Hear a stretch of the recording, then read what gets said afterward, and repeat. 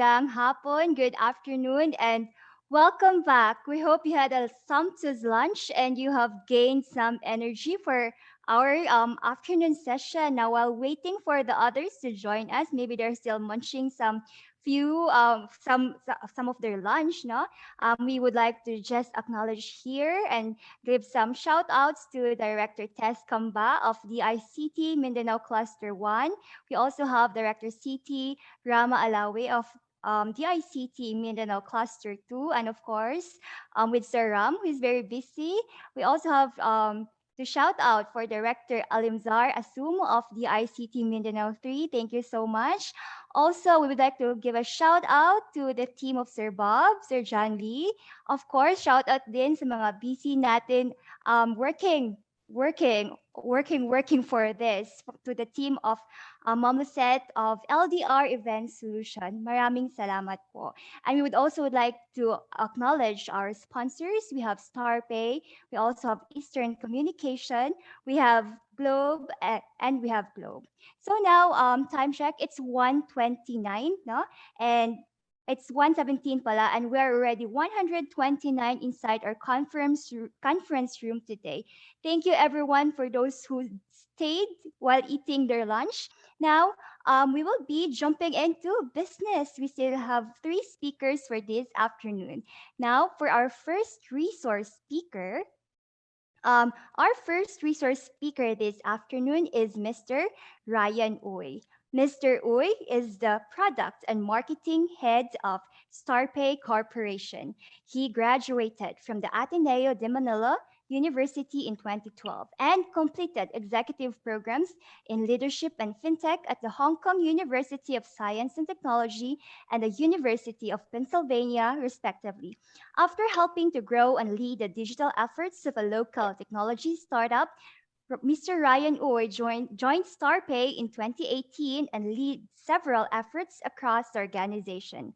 He believes that financial technology should be made inclusive for all and that StarPay can push these technologies to help better the lives of Filipinos everywhere.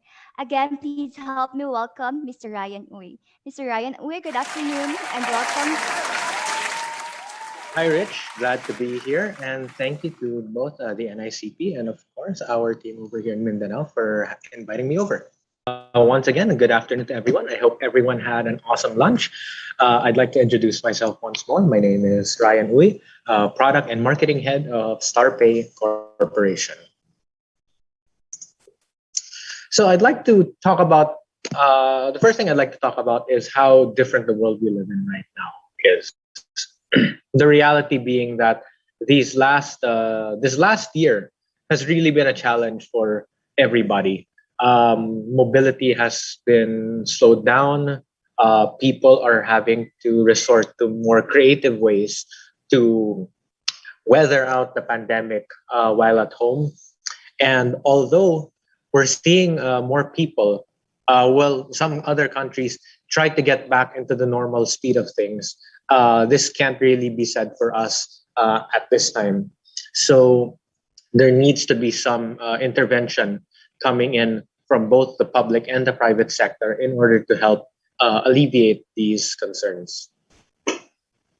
When we look at the Philippines and the financial inclusion factors that we look at, we're seeing that about 34.5% of Filipinos have some form of an account with a financial institution. So a financial institution could be like a bank, or it could also be an e-wallet. This number has been very slowly increasing, and the primary accounts that are open with people today are really mostly payroll accounts. Credit card penetration hasn't really grown at all. We're still at about 1.9%, so we're still below that 2% mark. We're also seeing that 4.5% of Filipinos, based on this January 2021 report, have e-wallets. But when we look at the most recent data, we're hearing from the BSP that there are about 138 million e-wallets that are open already today. But this is across different people who may have 2 or 3 different e-wallets. While we're seeing 9.9% of those people pay their bills online or make purchases online. So there's this steady uptrend. And again, being stuck at home, people need to figure out a way to pay for the things that they need to pay for: their electricity bills, their water bills, of course, the things that they buy from e-commerce, because even going to the grocery now can be done online. So with all of these different things that are happening today, it's more important today for fintech and e-commerce to play a crucial role in the development of the economy for the Filipino people. Without this kind of technology, we will continue to see things like this. People having to fall in line to get whatever aid that they're expected to receive. And although e-wallets such as ourselves, like StarPay, we're really pushing usage, this is still not enough, because at the end of the day, it has to be both the public and the private sector that will play a crucial role in pushing for financial inclusion and digital transformation in the community. And we at StarPay are happy to say that's where we come in. So just a quick overview of who exactly we are. So we are StarPay. We are the enabler of the unbanked and the underbanked, using our proprietary online and offline solutions to bring the most marginalized sectors of the community into the financial ecosystem. With over 6,000 partner outlets nationwide and growing, we are quickly becoming the fastest growing e-wallet in the country today, and helping to enable millions of Filipinos to become part of the digital financial ecosystem. When we first started StarPay a few years back, the mission was very simple. We need to help the Filipino people. We need to be able to help them transcend and transform their lives through the use of financial technologies, which is why the majority of the work that we have done up till this point has really been in pushing for that digital financial inclusion. Our primary tool in this is, of course, our StarPay application, which is available on both the Google Play Store and the Apple App Store. And it allows users to participate in this digital financial ecosystem by giving them easy access to e-load, bills payment, cardless ATM withdrawals, and other products and services. As a member of the National Retail Payment System, you can send and receive money easily through InstaPay. And just as a quick side note about how we're seeing this transformation unfold, when the pandemic hit last year in March of 2020, we saw exponential growth in our user base and the transactions that were happening from within the application. We were seeing 200, 300, 500, even up to almost 7,000% increase in transactions month on month. And that's primarily because we're really seeing Filipinos looking towards this adoption. We're very proud to say that just a month back, we were awarded as one of the 2021 Outstanding DSP stakeholders. This is an award that they don't just give out, and it's something that we are very proud to receive, being it being our first award, but also because it was in recognition of the work that we did during the pandemic in really pushing for this digital financial inclusion. And that's something that we as StarPay really want to be champions of. And we want to be there to help you, whether you are a private institution, whether you are a local government unit, or whether you are some other form of office or institution. We want to be there to help you in order to achieve those digital financial transformations. The key thrust of what we have been doing today has really been digitizing the community. For all the marketing that can be done to push for fintech usage in the country, we really do believe that it really has to start at the community level, which is why we have a team of people nationwide approaching different LGUs and helping them to achieve real and lasting digital transformation, from ensuring business can be done with ease to promoting better government efficiency. Our wide range of solutions can be tailor-fit to your every need. So first off, in this suite of tools, as we would like to call them, we have what's called the Send platform. or the Secure Electronic Network Disbursement Platform. So we developed Send as a key product of ours for this year, and Send allows for systemized disbursements to both StarPay and non-StarPay users. We acknowledge the reality that as of today, not everybody would have a StarPay account yet, but despite that, we want to still be able to help these people, which is why this platform is designed for both kinds of users, whether you are a StarPay or a non-StarPay user.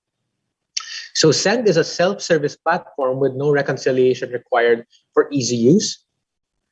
It provides for batch and scheduled uploads and disbursements from within the platform for the convenience of disbursing officers.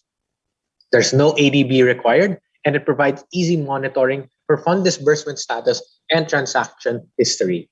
So just to share some of the use cases that we have already tested this on. So we are using it primarily for the distribution of assistance for individuals in crisis situations, or AICS. We have also been pitching this as a tool to help disburse for allowances for senior citizens and students, especially at this time when both of those categories of people cannot necessarily go out to be able to either collect their assistance or allowance. Currently, we are able to send to StarPay wallets. So if your community, for example, or if your employees are all using the StarPay wallet, with the press of a button, you can easily send whatever money you need to send to them. You can also send money to the receiver through cash pickup via the generation of a reference number that they will then bring to their local MLulier, for example. And then, of course, there's the batch disbursements if you need to do this on a scheduled basis. These features will make it easy for your LGU or your office to disburse for programs, again, such as the allowances for students and senior citizens, AICS, livelihood assistance grants, and much more. The prototype of this system was actually used last year in the distribution of livelihood assistance for those affected by the siege in Marawi. And we're proud to say that through this platform, we were able to disperse to over 93% of the intended beneficiaries. So no more long lines for people to have to claim left, right, and center. All you need to do is to send them a simple message, and they don't even necessarily need to get their money in cash anymore, because there's no need for cash handling anymore, which also ensures your office some comfort in knowing that any potential loss or theft is immediately mitigated, because every transaction is recorded in this safe and secure system. The other side of that coin is the Receive platform, or the real-time collection and validation platform. And this platform will provide for collection solutions, basically. So if you want your office to be able to begin accepting payments from StarPay, or maybe even through other e-wallets, other digital banking apps, credit cards, and what have you, all you need to do is really integrate with Receive, and we will help you to begin this proper collection and reconciliation.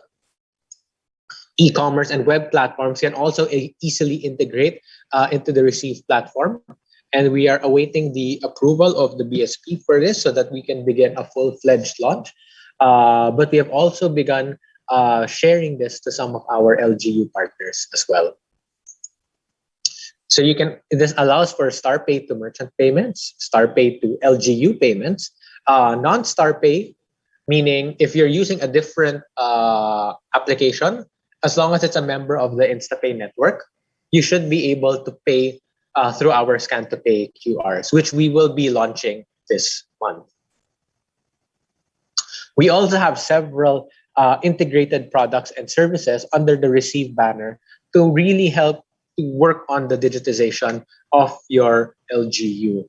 Some of these include our e-barangay management system, which is a system used by barangays to issue their permits, clearances, certificate of indigency, and much more. Cashless transactions using QR or card. There's also real property tax and land tax payments for the generation as well of the tax declarations, assessment and building FAAS, and much, much more. And we have many more platforms that can really help to transform your city, your office, or whatever this may be into a smart city ecosystem.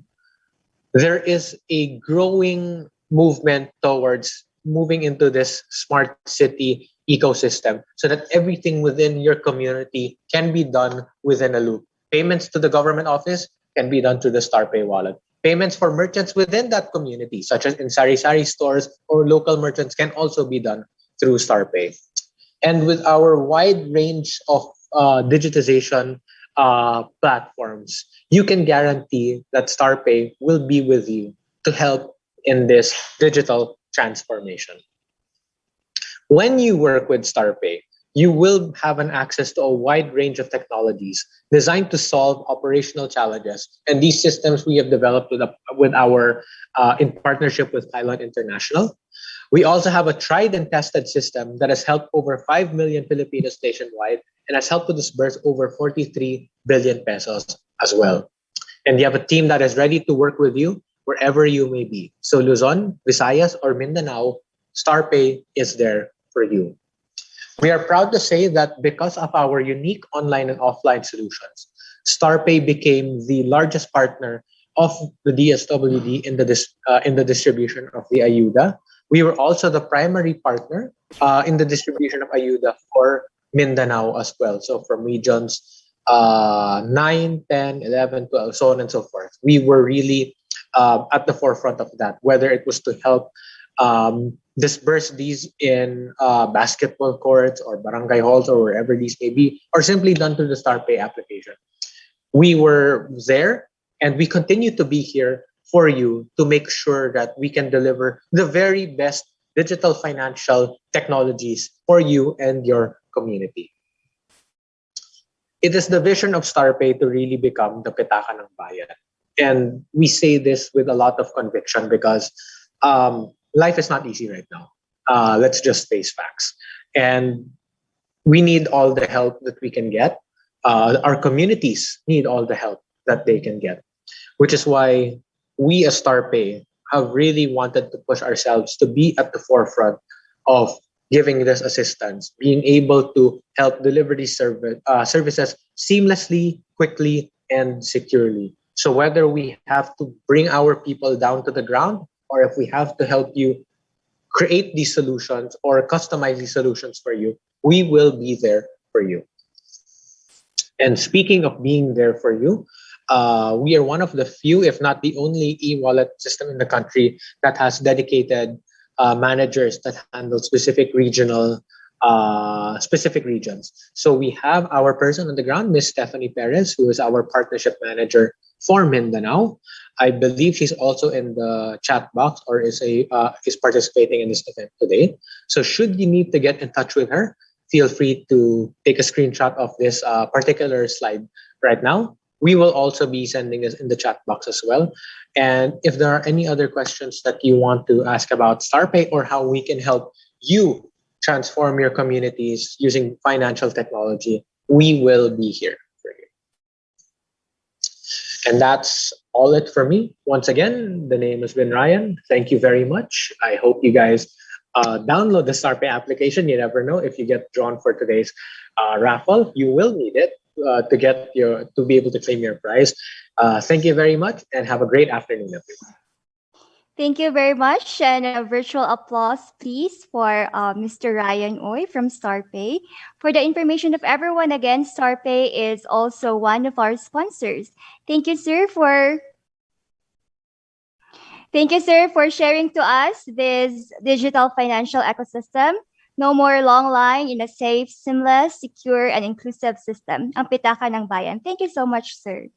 Before we proceed, we would like to acknowledge the following: the ICT Councils from Mindanao, Luzon, and Visayas, the National ICT Confederation of the Philippines, the Department of Information and Communications Technology, the Department of Trade and Industry, the Department of Science and Technology, the Department of Agriculture, the Department the Technological Education and Skills Development Authority, the Mindanao Development Authority, the IT and Business Process Association of the Philippines.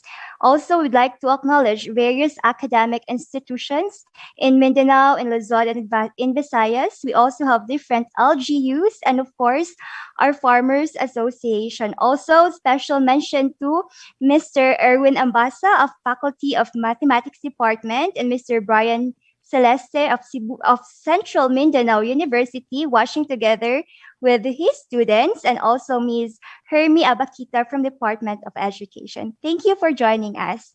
Now we will go to our next resource speaker. Our next resource speaker, who will talk about expanding in Mindanao to strengthen the business in the new normal. We have with us an experienced founder with a demonstrated history of working in the renewables and environment industry, skilled in negotiation, business planning, sales, entrepreneurship, and strategic planning, strong business development professional, graduated from University of the Philippines in the Visayas, the current founder and president of One Renewable Energy Enterprise Incorporated, Mr. Ariel Nerida. Good afternoon, sir. Yeah, good afternoon. Okay, let me check. Hi, good afternoon. Thank you. Daghang salamat sa pag-imbita sa kanako for this event. The first speaker was really currently although we are a renewable energy company, there's really an effort to integrate this kind of technologies now. But I'll go through this. My topic is more on the agribusiness using renewable. So we've been in the business for 12 years, and basically we've been doing off-grid market, like doing solar mini hybrid for island electrifications or off-grid communities. So we have completed 4 of that and 2 ongoing, and there's another 4 that's about to be done towards the end of this quarter. We've been doing a lot of solar water pumps. We have done significant numbers in Mindanao, varying from a small capacity to a big capacity, which we will show later. And also we're doing commercial, or sometimes we call it SANI, commercial industrial installations. And I think we have done a few, most recent in Mindanao are quite big here in Davao City. This is our product portfolio. So we have power generation that talks about the on-grid, off-grid, and we have also water in agriculture, intended for solar water pumps, post-service facilities, hydroponics, solar water desalination, solar water purification. And this is where the relevance of this engagement is. We have the value-added services, which we've been doing a lot of remote monitoring, prepaid metering, and managed surveys using digital platform, both for marketing and banking. So a while ago, I've heard the other speaker, Mr. Young. That's really relevant in this case. As we have known, this is where the topic, as you have known, about 40% of our population is engaged in farming and fishing. These are not big companies. So these are actually subsistence or sometimes marginal farmers or fisher folks. So it is now the profile of the farm or our farmers is actually about 2 hectares of rain-fed monocrop and an aging 60-year-old farmer with subsistence living. That is the profile of our agriculture now. We're bringing in this solar pumps basically to address the rain-fed, the watering that needed during dry season, or particular for rain-fed, and that would have a potential increase of 20 to 25% of their annual income. The expectation is, of course, we want to make this engagement sexy for young, interesting, or I just use the word sexy for the young people to go back into farming. Of course, we all know that urban migration is one of the major problems in the future cities, and I think this is one I think one of the topics also is, like smart city, and we are trying also to address, of course, the influx of population or urban migration. And aside from that, because of our aging farmers, we are also facing a certain thing that we call food security. So pag tiguang na kana ang atong mga farmers, wala na kanang magtrabaho sa farm. So this is one of the reason why we want to make this engagement sexy, in the sense that we're integrating. We know that the combination of solar pumps and the small solar agricultural machinery will greatly improve a farm gate price for of course, to have a higher in the value chain. These are the two types of pumps that we have. We have done like about 522 of this all over the country. We have the submersible for really deep source of water, and we have a surface pump for just shallow sources. So this is just an illustration. I'll go through the actual installation. I'll just run through this. I think I'm only given about 15 minutes. This is just a 1 kilowatt power system, and this is really intended for vegetable.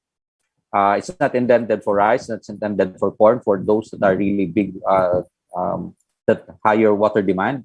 This is intended for lahat ng gulay around the bahay kubo. So this is what we're using and it could cover up to 5 hectares of vegetable farm or fruit-bearing farms. Then again, this is also one of the model that we have done in Ilocos. This is actually for their beans, you could imagine. So, and this one is actually in Mindanao, in Sultan Kudarat. This is an open water source, and it has a capacity of 30 cubic meter. This is intended to support actually rice, or about 30 to 40 hectares of rice. So this is in Kadi, Sultan Kudarat. So this is the bigger capacity. The smaller capacities are intended for vegetable, and this one are intended for rice. This one has a storage. If you can see, this one has a storage tank intended to schedule the deployment of water, the water distribution. This type is actually direct to the irrigation canal. So the story of this one in Antique is that they're using a lot of diesel-driven engines to do the pump from the river. So we substituted it with solar, and we distribute water directly to the irrigation canal. So people, like they can just have to distribute along the canal, and so they don't have to use, of course, diesel-driven engines now. That contributes, of course, to the CO2 increase in CO2, and at the same time, it's also expensive. So they're only limited up to 2 harvests a year. Now this time they can go up to 3 harvests. So basically, just about 30% increase in their production. This one again is actually, as we have been told, like when you have a production, you have the water. Now you have a production. Now we have this rice post-harvest facility in Sual, Pangasinan. It's intended for milling. This is not actually for big farms, but rather a community. It's designed for the community, wherein they can have their own milling, winnowing, destoner in that area. The whole purpose of that is when they bring their product, they produce to the center. It's already milled, so it has higher value instead of just a raw. It's just like palay. This one is the newest. We call it productive use of renewable energy, steel and agriculture. This is actually with EU ASEP, DOE. And the purpose for this is actually, we call it the pineapple decorticator. The one that you use to make piña barong. So we extract fiber. And now they're using actually this system to have like about 60 kilograms of fiber every week. So meaning, like in this case, anything that is run by the electric motor, you could put, we could solarize it. The word that they're using it right now is solarize the system. So this is one, again, another example. I think in Davao, we have, I forgot the exact place, but it's in Davao. we're using solar to power the corn desheller. So instead of manual deshelling, you have this corn desheller that's being run through solar. This one is actually an on-grid system that's intended for chicken hatchery in Dolores, Quezon. So there are already some early adopters of this type of system for the purpose of saving on electricity. This is not designed for power independence, but rather it's designed to save energy. So during daytime, solar would help in your consumption. So depending on this one, like how big you want to put into your roof. This one is only 100 kilowatt because that's what they need. And usually they would require us to design a system during peak hours of the demand. So this is designed for savings. Should you want to have an independent or autonomy, you have to put in battery into that, and that's where the mini grid would come in. So we have done the same thing. And if you want a combination of solar, battery, and diesel engine as a backup, then that could still be done. It's just a mini grid system that we've been doing for the past 5 years. We go now to the newest one, actually, that we have integrated. This is actually we call it a horizontal integration or horizontal expansion of our product coming from solar pump. We expand our product portfolio into hydroponics. This is again an on-grid solar-powered hydroponics. So you have your hydroponic system is independent. You put in your on-grid system to save on energy. There are higher demand of electricity during the day than at night. So that's why you have the on-grid solar would work for you. But then again, if you want to have an autonomy and it's really off-grid that you want to have the system, it could still be done using an energy storage or battery. So these are actually the type of system that we have right now. Of course, I think because Mindanao is widely known for agriculture also, and I think some of you have already encountered this. So this is a soilless system, of course, and the plants or the vegetable or fruit-bearing vegetables are like tomatoes and eggplant could have used the nutrient solution. So this is actually the actual production that we have in our demo farm here in Angono, Rizal. This is actually being run by a group of, we call them MRF women. These are the women who collect garbage and sort them. So we developed this system for them to have an added income for their added, to have an added income. So this is actually a very simple system because you have a 12-day germination, which is on the land, then you have to transfer it into the system. Then after 21 days or 28 days, you could already have harvest. In total, the first cycle would be about 42 days. During this time, especially here in I don't know about in cities in Mindanao right now, but here in Manila, there's a craze about samgupsal. So the Korean barbecue thing. So there's samgupsal. So there's a high demand in lettuce for that. So that's why we have, these women are actually running this thing now. I'll in the later slides, you can see them.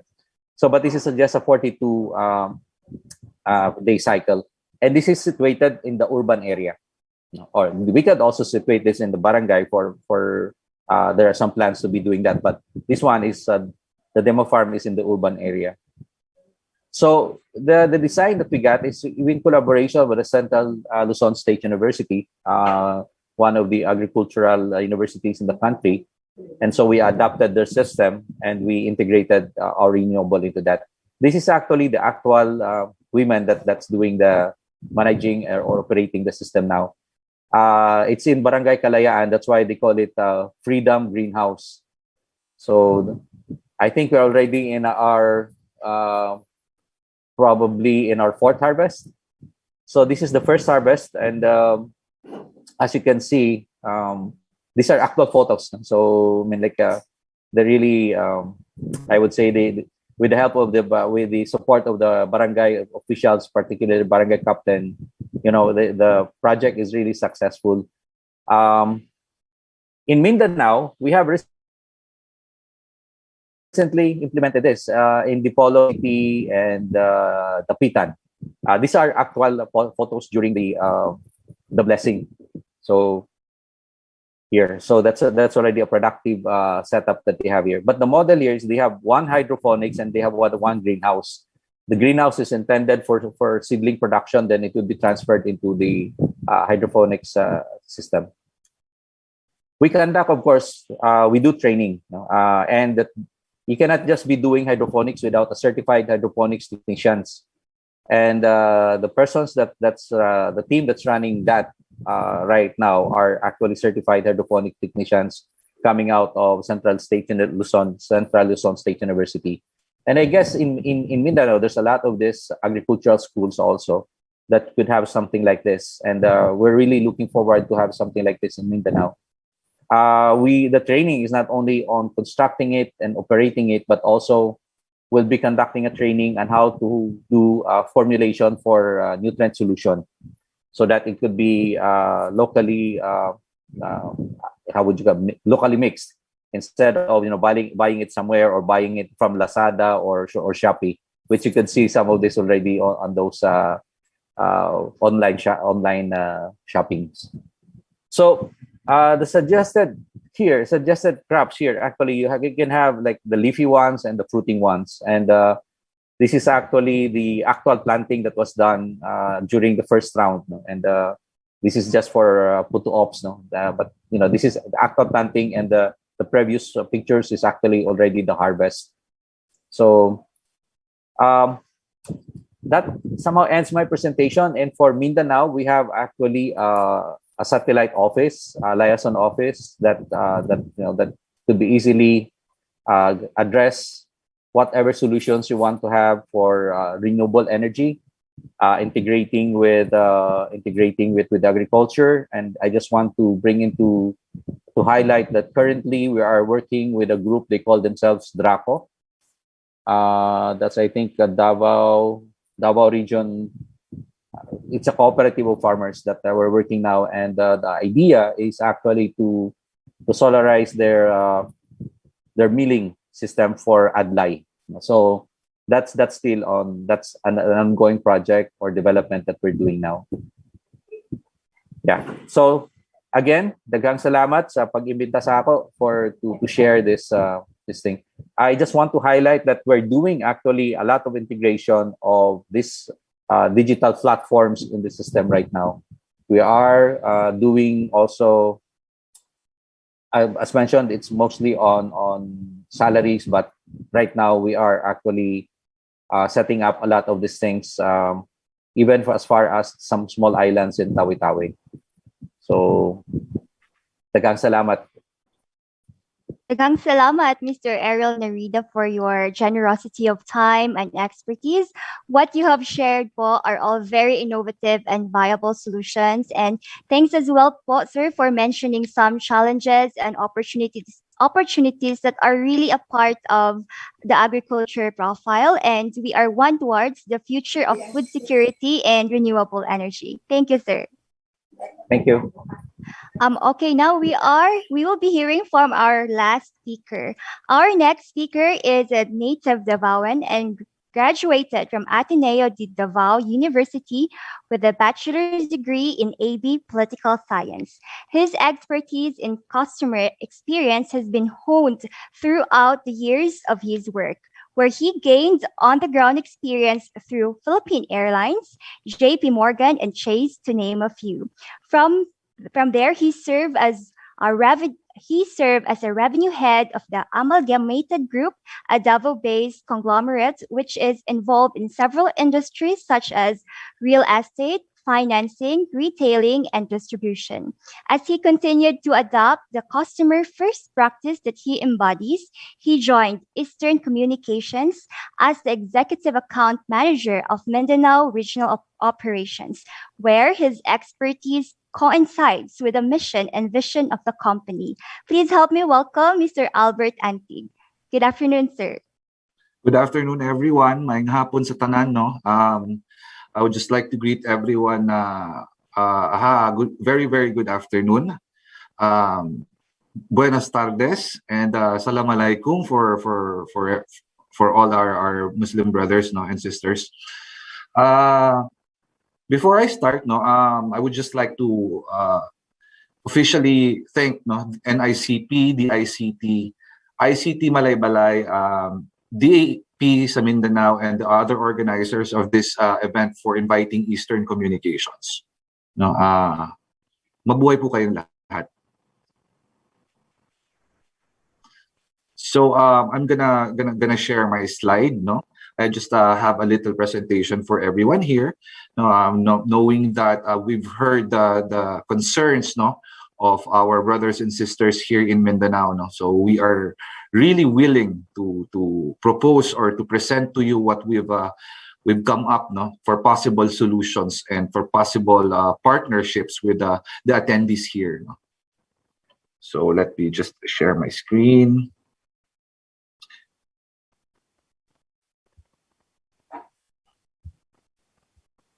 Okay. Okay. So again, everyone, welcome to the Mindanao ICT Cluster Conference. The future expanding here in Mindanao to strengthen the businesses in the new normal situation, or rather the now normal, as they say.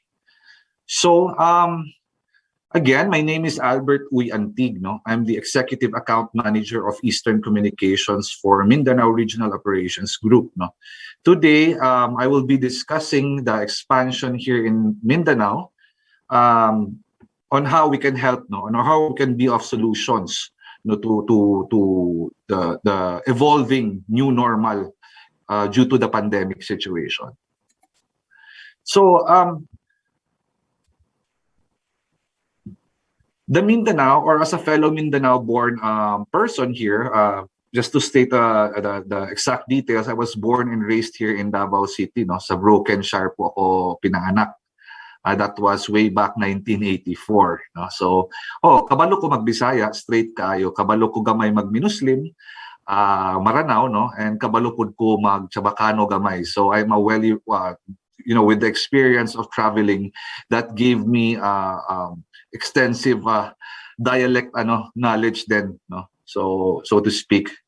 Now, modesty aside, I have engaged and traveled a lot of places here in Mindanao due to work then, no, because of the experiences I have. I've been to Hinatuan, I've been to Tinaguan Falls, Butuan, Zamboanga, Cagayan. So practically naikot ko na talaga, no, and I cannot stress how much I love Mindanao to have visited so many places, no, and how I missed it doing that because of this pandemic. But many of us are really excited to get back on their feet, no, and to at least travel and see how good and how beautiful Mindanao is, no.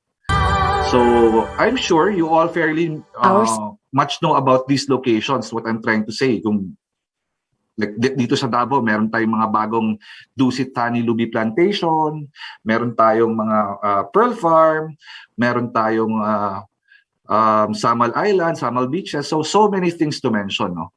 I'm sure you are all very excited as well, no, to go back to the normal and visit these places which I'm talking about. Kasi di hamak na napakaganda naman po talaga ng mga lugar natin dito.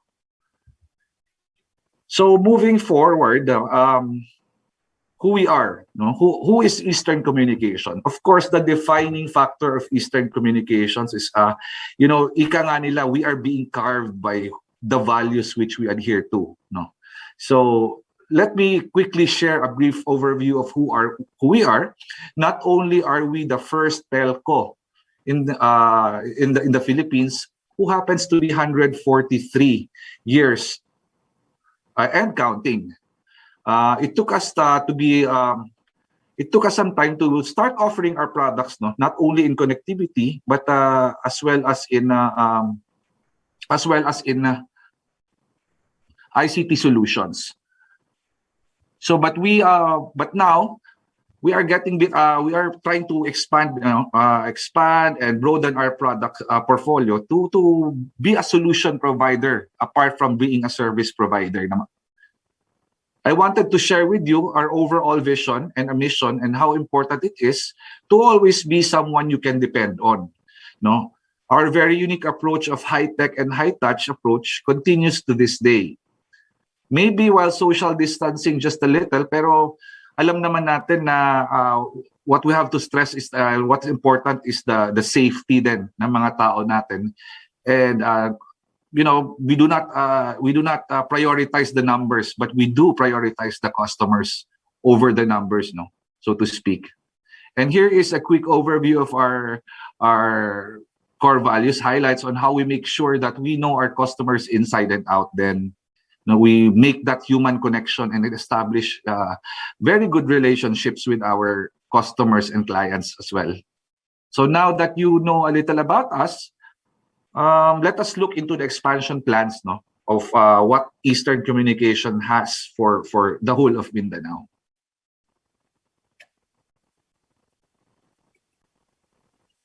So technically, Eastern Communications has been aggressively expanding despite the pandemic. As you can see, we are available in quite a few places already, and we are expanding further and further in the number of locations. Now, for Mindanao, it has long been time plan of Eastern Communications to expand here. However, we are focusing on our niche markets and where we are available before expanding. Our primary focus is to the B2B services. However, we do offer consumer services, but in very selected places. And in the future, we hope to be available throughout the entire Philippines for both business and consumers alike. So just to clarify, dito sa Mindanao, hindi pa po kami sumasama sa bandwagon ng residentials. And we do cater a little bit of SMEs, but we are more, as I've mentioned earlier, yung focus natin is nasa businesses yung B2B services, kumbaga, ika nga nila. Though in the meantime, we want to focus on expanding in key locations, of course, in Mindanao. Among these locations, as you've seen, sa plan po natin ay to mention Zamboanga and Butuan. Just this year, alam naman po natin na nagkaka-expand lang ni Eastern and is now readily available in CDO and Davao City. Though we are continuously studying other locations which Eastern Communications can serve our clients and the Filipinos better, so to speak. So, moving forward, ano po ba talaga ang goal or anong gustong mangyari ni Eastern Communications? Si Eastern Communication, our main goal as a company is the fact that to serve, or to give service to the underserved and the unserved, kumbaga. During the pandemic, we have experienced occurrences and things have changed maybe forever. Work from home has become a stable experience in our lives now. Learning is here likely to stay and become an option to reach out to many students who cannot go to school, and e-commerce and online banking is now stronger than ever and will continue to grow. Alam naman natin na lahat ng galawan ngayon online na, Usahay gani, kumbaga kahit pwede nato buhaton or kahit pwede nating gawin personally, we would rather do it online because of what we have gotten used to due to the cause of this pandemic. So we know that it's more important than ever to be online than ever before. That's why we at Eastern Communications are working harder than ever before, even during the pandemic, to bring a stronger connection to places like Mindanao.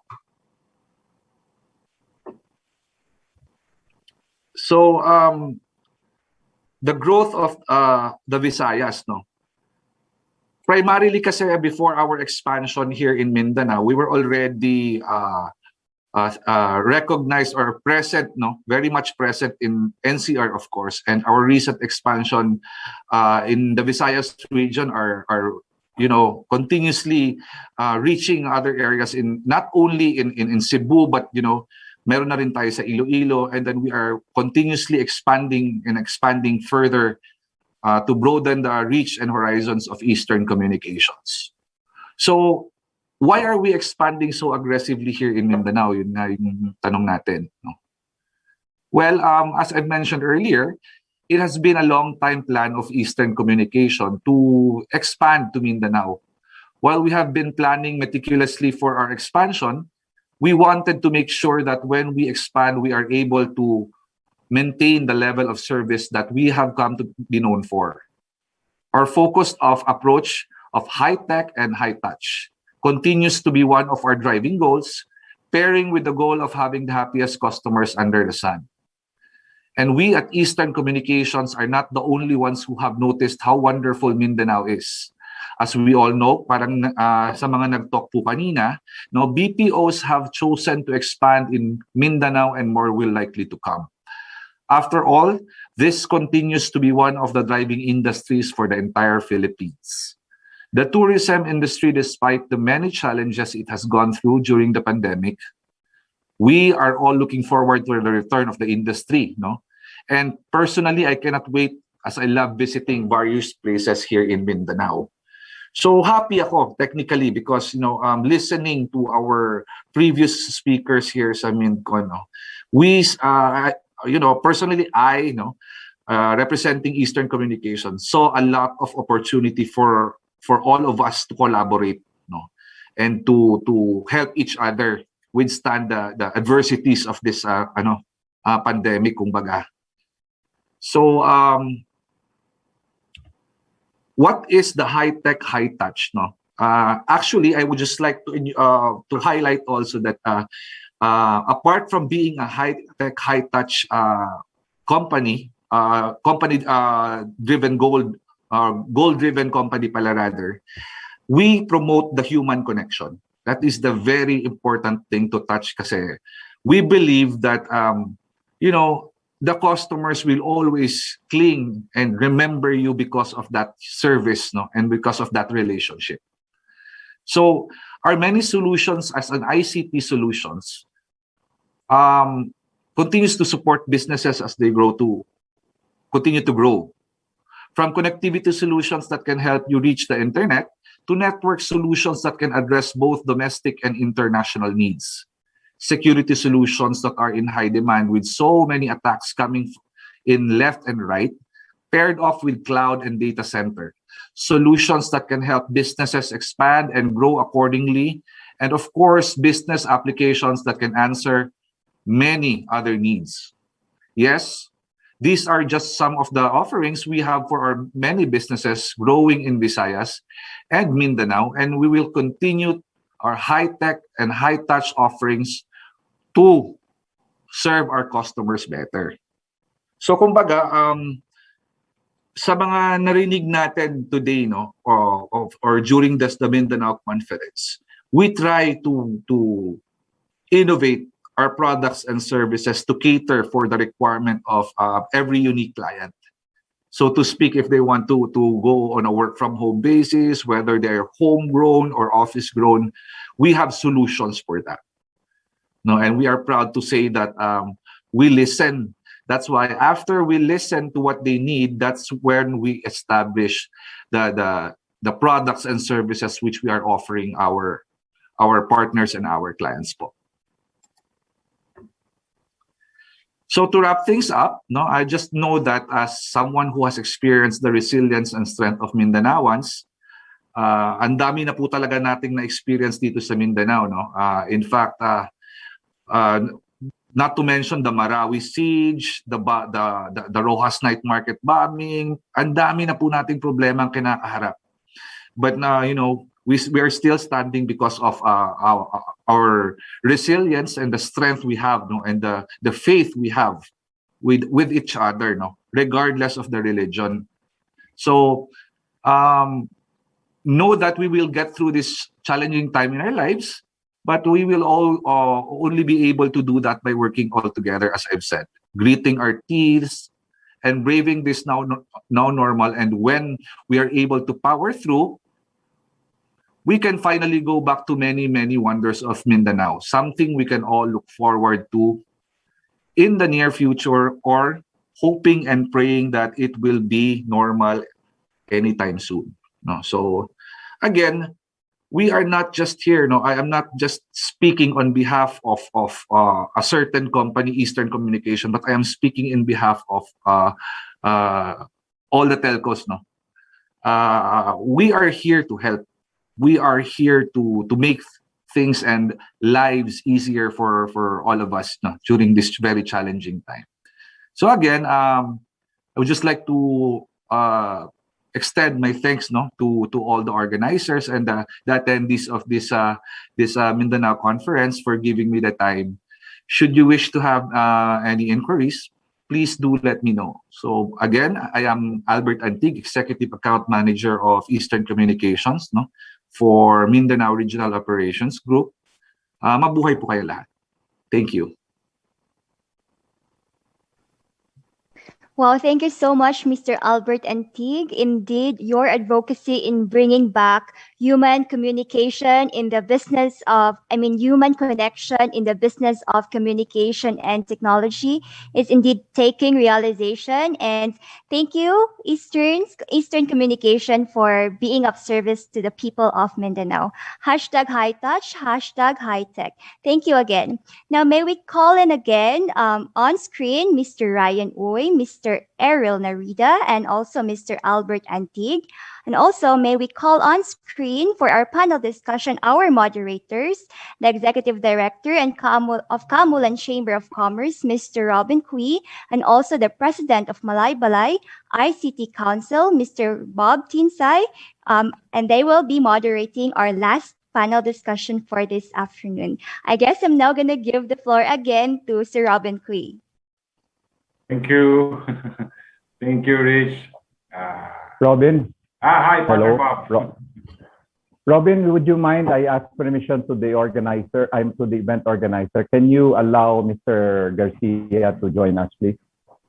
Okay. Yes. So Robin, please go ahead while the technical group is allowing Mr. Garcia to join us. So please. While we wait for Mark, we can shoot in the question already. Let us check first. Okay, we'd like to direct this question to Eastern Telecom, to Mr. Albert. Hi, sir. Good afternoon. Hi, good afternoon, Bob. It's nice to meet you, sir. Nice to meet you also. You've noticed earlier, especially in the BPO space, especially the freelancers and the ones that are starting up their BPOs, yung mga 5, 10, homegrown BPOs. The number one problem really articulated there is connectivity.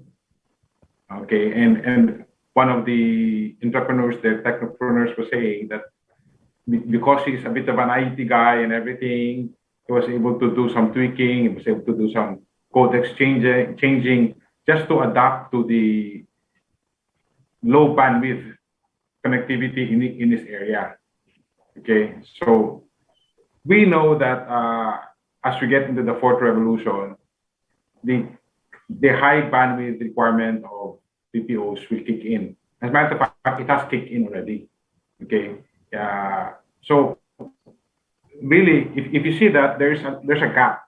Okay, clearly there's a gap, and the gap there really is in the connectivity. And example for places like, and we really appreciate one of your missions is to really serve the underserved. And really, if you talk about places like, well, we're very happy that you included Zamboanga in your strategic plan, Cagayan de Oro, but we're sad Bukidnon is not there. So really, and you know, the focus of our addressing the 180 job requirements of the BPO, where a good part of the 60,000 will fall in Mindanao, and estimate probably a close to 15,000 will be in Bukidnon. It disheartens us that we cannot address these gaps, these job opportunities, because of lack of connectivity, enterprise-grade connectivity. So we're talking here of high bandwidth,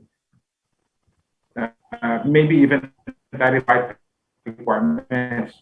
So really, so given that context, the question really there is, can you be the voice of Bukidnon, or if this part of Mindanao, to your mancom, to your company, that to take into a different consideration, look into a different consideration of, expanding deeply into Mindanao. We have seen earlier, I think our good friend here, the president of Mindanao, Malaybalay ICT, partner Bob would attest that the LGU, the provincial LGU, is willing to provide already, or has provided already 2 buildings, physical buildings, okay, infrastructure ready in terms of building for hosting BPOs, homegrown BPOs. What we need really there are enterprise grade, should we say, different set of telco neutral, considering that from the 2 big giants, no. So, and this will create a spot or a niche for Eastern. So, is that something from your side you're very open to bring to your management? Yes, sir. In fact, as I've mentioned earlier, no, I am not only speaking on behalf of Eastern, but the whole telco organization, no. Trying to consider the big 2 as well, no. So, Bukidnon, I would say, it is really part of our plan to extensively sprout all over Mindanao. No, so I would definitely bring this up to our management. No, that they are considering that I have met some of reputable attendees here. No, during a meeting for several proposals of our products and services. The goal kasi of our goal kasi, sir, no, if you've noticed that we would like to be solutions provider. I mean, lahat naman tayo, we would want to be service provider, but that's being a solution provider separates the products and the services which Eastern Communications offer. No, so let's say for example, dun sa work from home status ng mga startups, no, nung mga homegrown natin ng mga BPOs.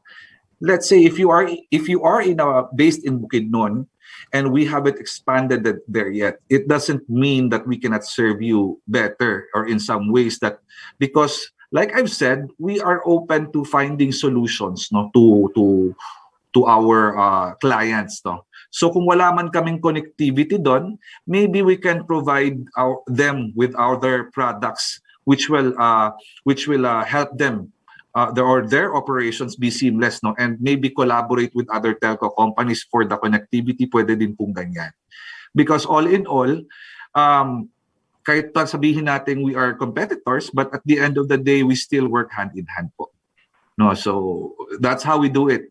We don't see other telco providers as our kumbaga kalaban in the industry, but we see them technically as a healthy competitor, but as well at the end of the day we would like to work out a lot of things, no, to serve you guys better, especially there in Bukidnon po. Thank you. Yes, thank you. I just like to not to push the envelope, no, but over lunch, partner Bob and I were talking. We're really excited especially when I learned that Eastern was coming in and talking, and we were correlating it with the facilities that the LGU is willing to provide. And we were saying that, Eastern is really known for a solutions provider more than connectivity. So they are one of those differentiated telco companies. So one of our discussion, and we hope now it will be a dream come true, is a telco neutral data center. Yes, We will probably could be in the facility in the LGU, in the building that the LGU is proposing, and maybe from there, Eastern can host solutions from security to services that can readily serve the requirements of Bukidnon, or even for that matter Mindanao.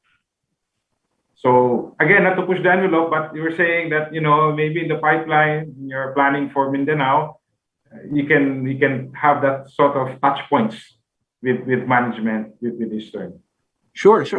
Anyway, like I've said, sir, these things, no, apart from to go a little bit technical na lang, no, so to speak, no, on how we do things, no, if we encounter people who have certain requirements, especially like what you mentioned earlier, we would first inquire on what their preferences are, what are the specifics. We sometimes even send out forms for them to fill up, no, depending on what allocations and what requirements are they looking for, because that is for us to scope, no, to scope intensively, no, now what are we going to offer the clients. Again, that is part of the strategy of being a solution provider, and to be concise and specific on how we are going to provide, no, the services which they will be needing for us. So let's say, for example, sir, sabihin na po natin in Bukidnon, yung nasabi natin wala pang expansion dyan, but that doesn't stop us from providing services there. We have products like VSAT you can use, no? We have products like cloud services, data centers, data center collocations. Meron tayong mga ICT solutions which are really useful not only for business sectors but as well as for LGUs and government sectors. Thank you. Thank you. Yes, partner Bob, you were raising something. Well, thank you. Can you hear me? Hello? Yes, sir. Okay. Actually, this is, I'd just like to make sure first if Mr. Garcia is already in the panel, so he can help. We are collaborating together. Mr. Mark Garcia already there. Thank you, Bob. Please help me on this, Mark. No, I'm going for the jugular. It's very clear here that we have three speakers that can address already the immediate need of what we heard for the past 2 days, no? And that is connectivity, and then the payment system, and then of course the energy area, because I heard 3 or 4 speakers talk about power challenges, no? So, but I'd like to go for the morning report, the three areas, no? So this is first for Eastern Communications, and maybe Mark, you can help me follow up, no? Robin, as the executive director of the Kamulan Chamber, I also understand and congratulate you for being the vice chairman, or for representing the government, the province of Bukidnon as the vice chair for investment promotions, no? And I would like to know if you can help Eastern Communications in that investment executive order, because I remember reading somewhere that ICT and telcos are given preferences, no, in terms of setting up shop here. That's one. And then second, I'd like Mark to probably ask some questions on how we can put this on the ground already, because the BPOs are already here, the freelancers are here, the demands are already here, and then we really need to jumpstart a economic stimulus, no? That way we can get this momentum moving forward. So the telco is very important, no? And then of course the second question is for StarPay, is how we can integrate, the word is integrate, payment systems, credit facilities, because one of the movements of NICP and the local Chamber of Commerce is also to find financing solutions for what was mentioned earlier, like there was a demand, but they do not have access to financing for equipment, no? And then maybe to also augment their needs, because I heard sometimes it takes them about 30 to 45 days to get paid.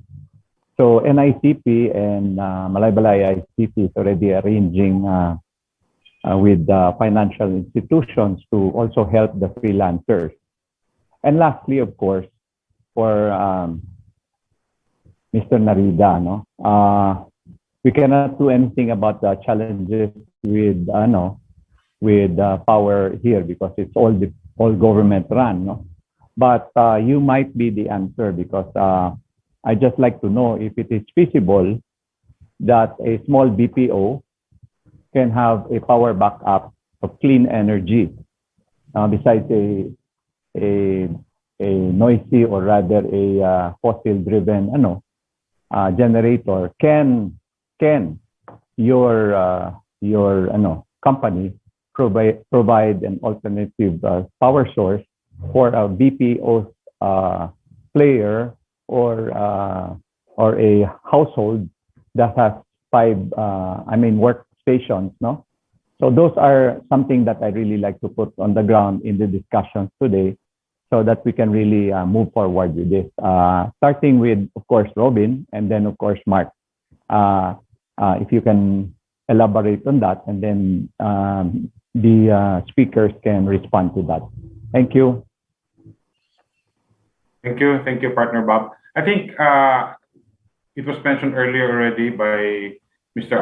Albert from Eastern that definitely Bukidnon and the rest of Mindanao will be in the pipeline, and it will not just be a pure connectivity play, but really an end-to-end provision of services with a level of high touch, and I think what they're saying is that really clearly differentiating them.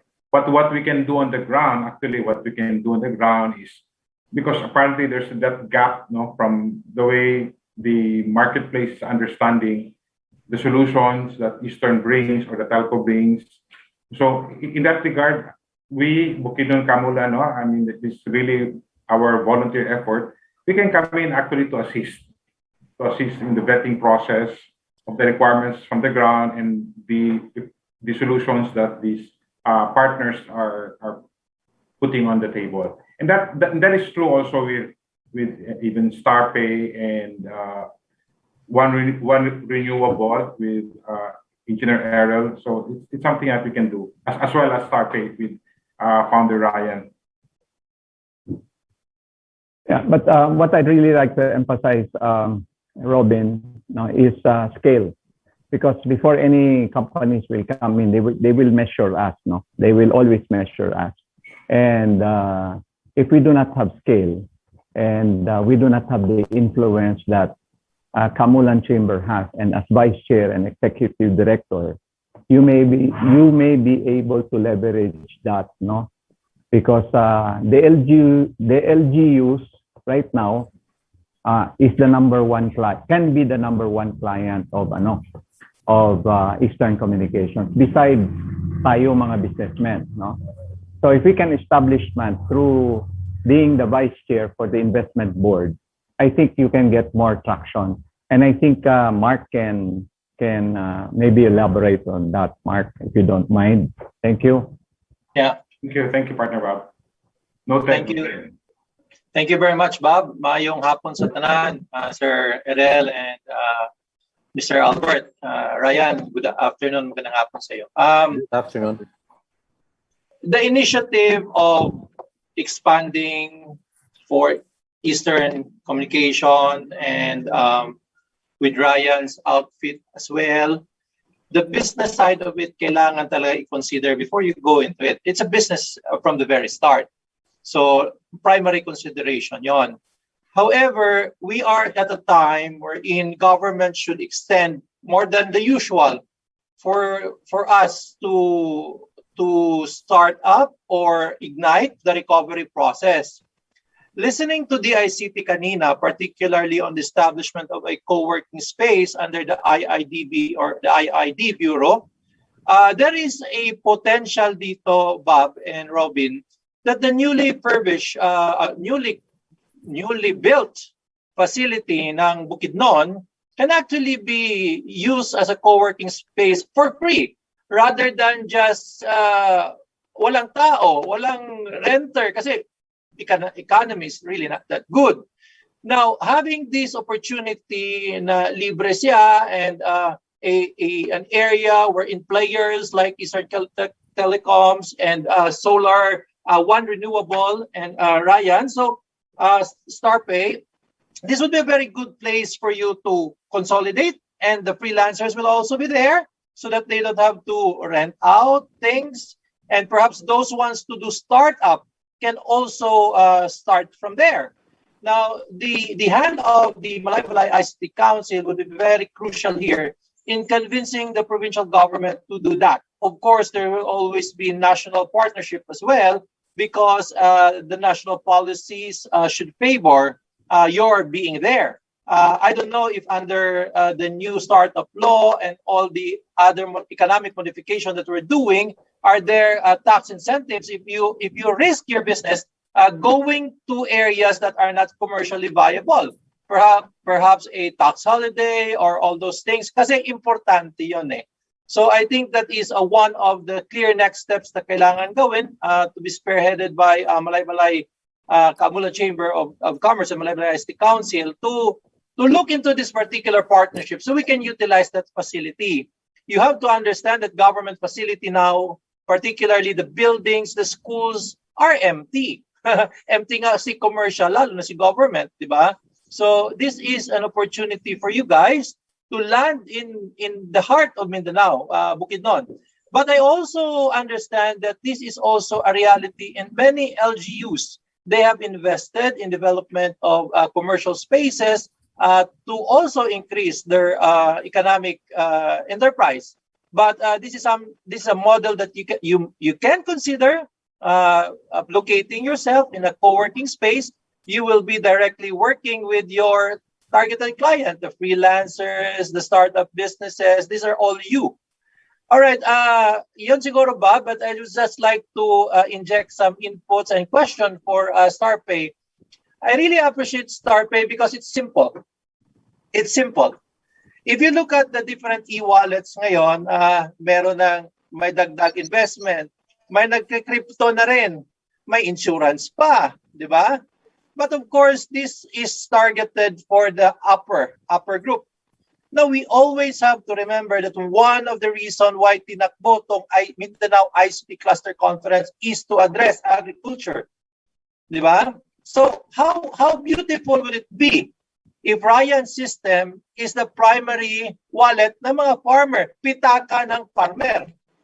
Di ba? Hindi lang pitaka ng bayan, pitaka ng farmer. Simple, direct, walang masyadong send and receive, something like that.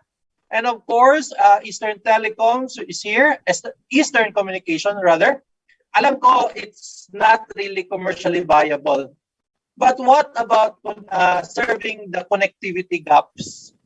Baka we can find incentives somewhere. We can build up startup companies that will partner with you.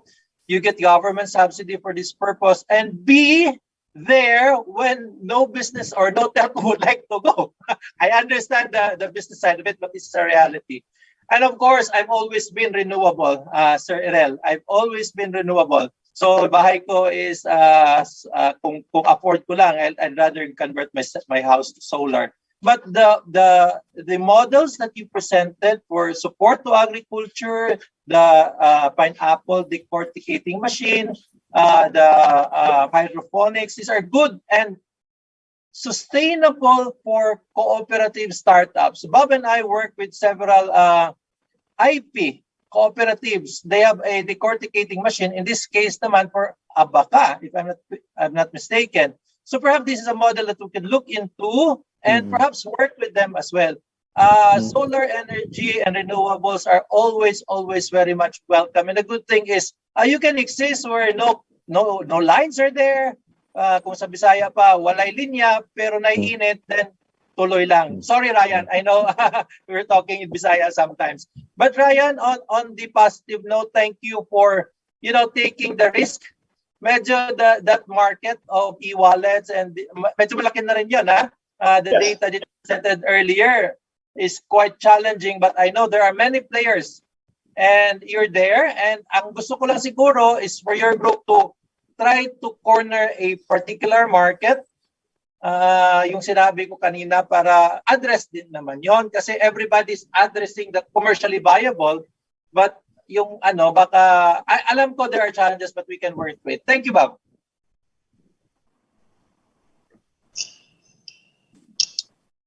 Yeah, is it Thank you. okay if I may? Yeah, I would like to make some reaction or something.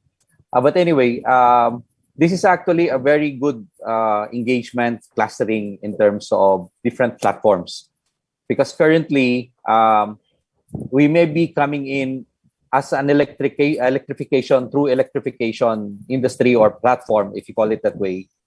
But what we are doing currently is actually integrating all of these platforms. You have the payment platforms, you have the communication platforms. Basically, because which Robin knows, my wife came from Smart.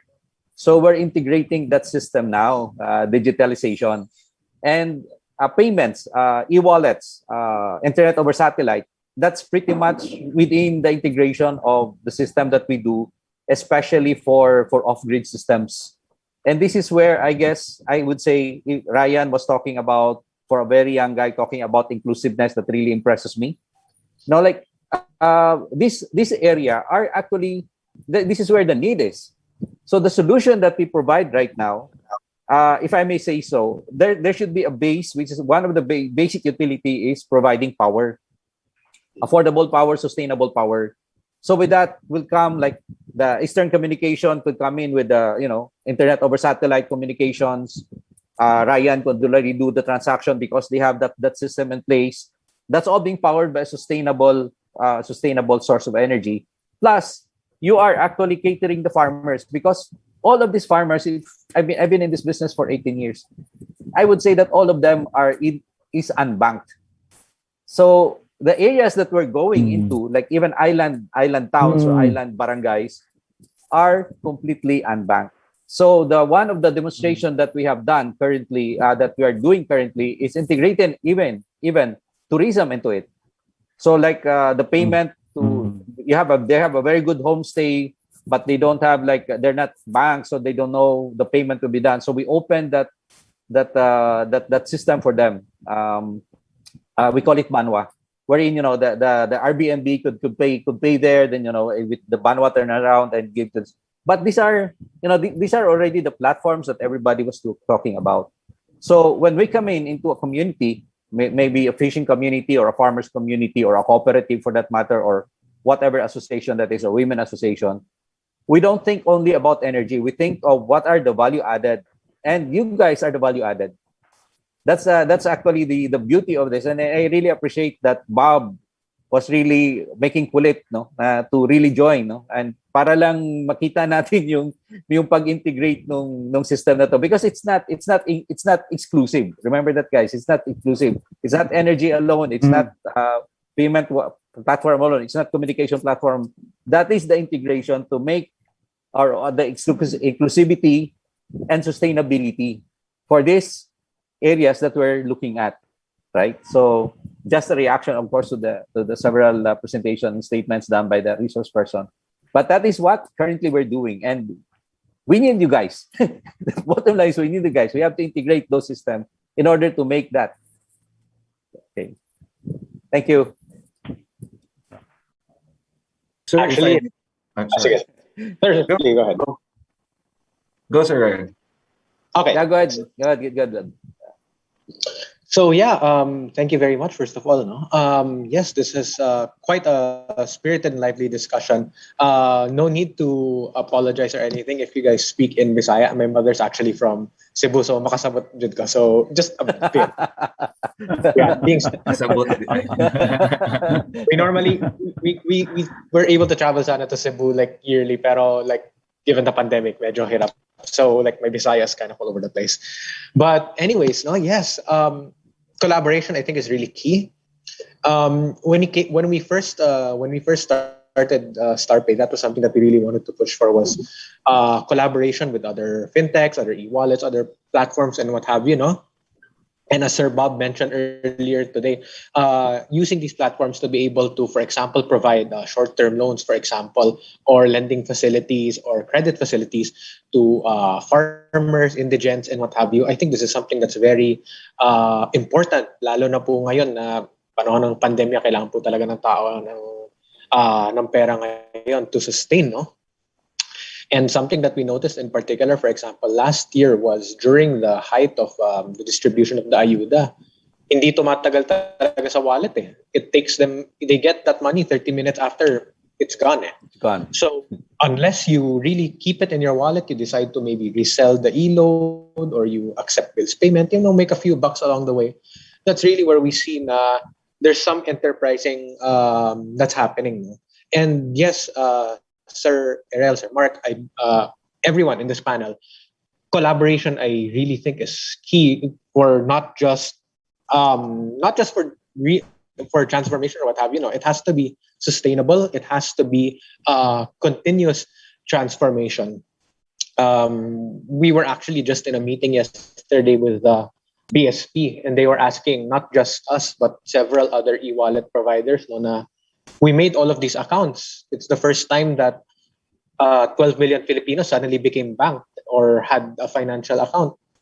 Pero after that, wala na. So, paano na? Diba? So, there's that responsibility that we have to carry as well to encourage people to continue using this as well.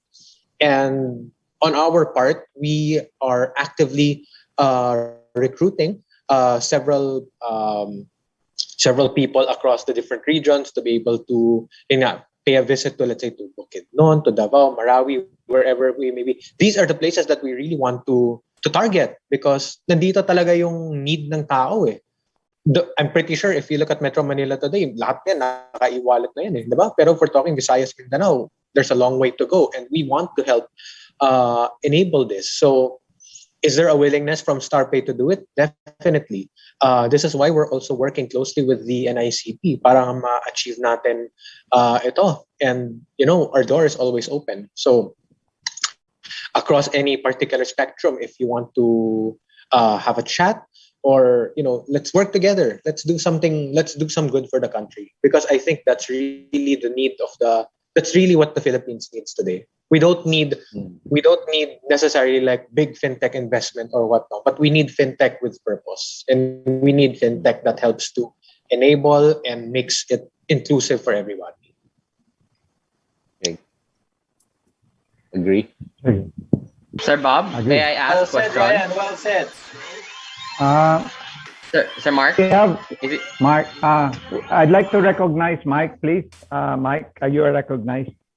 Thank you, Sir Bob. Thank you, Ryan. Actually, my question is now that StarPay and NICP has this partnership, and NICP has about 100 ICT Council, so that's about 100 touch points with 100 cities within the Philippines. What way can we help you reach the unbanked? I think right now, no. So the first thing that the thing that I think we really need to do is to really enable these technologies on the community level, no. So being with NICP, being partnered with 100 ICT offices nationwide. Sir Ryan, you're on mute na. I think napindot mo. Hi, sorry. Ayan. So going back, no, with StarPay and the NICP, and I think yun nga yung maganda. NICP has those legs on the ground. You have those key touch points that will really help to reach the community. Kami sa totoo lang, like we're a technology partner, we're an enabler of sorts, but we cannot do this unless we have that work. We work that closely together with you, which is why with Richard and with Steph for Mindanao in particular, no. Lalakad talaga kami. I mean, even if it's MECQ or whatever ECQ may be in your region, no, we're going around. We're still going around pa rin to visit these different LGUs to talk. Miss Lucette knows this for Taytay. Na tuloy-tuloy pa rin talaga tayo because gusto natin na, alam mo, when this pandemic is all over, we still need to get the job done or or we need to get the job done before before this pandemic ends. So yes. Okay, thank you, Sir Ryan. So you can call on NICP anytime. Like I said, 100 cities within the Philippines and expanding. So we look forward to partnering with StarPay and Eastern to bring digital payments to the countryside. Thank you, sir. Thank you. Thank you. Thank you. Yes. Robin? Yes. My strong recommendation is that I would like to endorse this conversation as a priority project for the Kamulan Chamber of Commerce. And if this can be taken immediately in a special board meeting in the investment board, I think it requires really so we can really involve the provincial government with this. And as vice chairman, the same as the Kamulan Chamber is the vice chair, away from the governor, so I think this would be of great interest of the provincial governor to support this collaboration. Thank you. I think to add to what you're saying, Bob, we can. Before, if we used to dream about this, now we can really say it's a reality. We can just connect the dots. And what is this connecting the dots?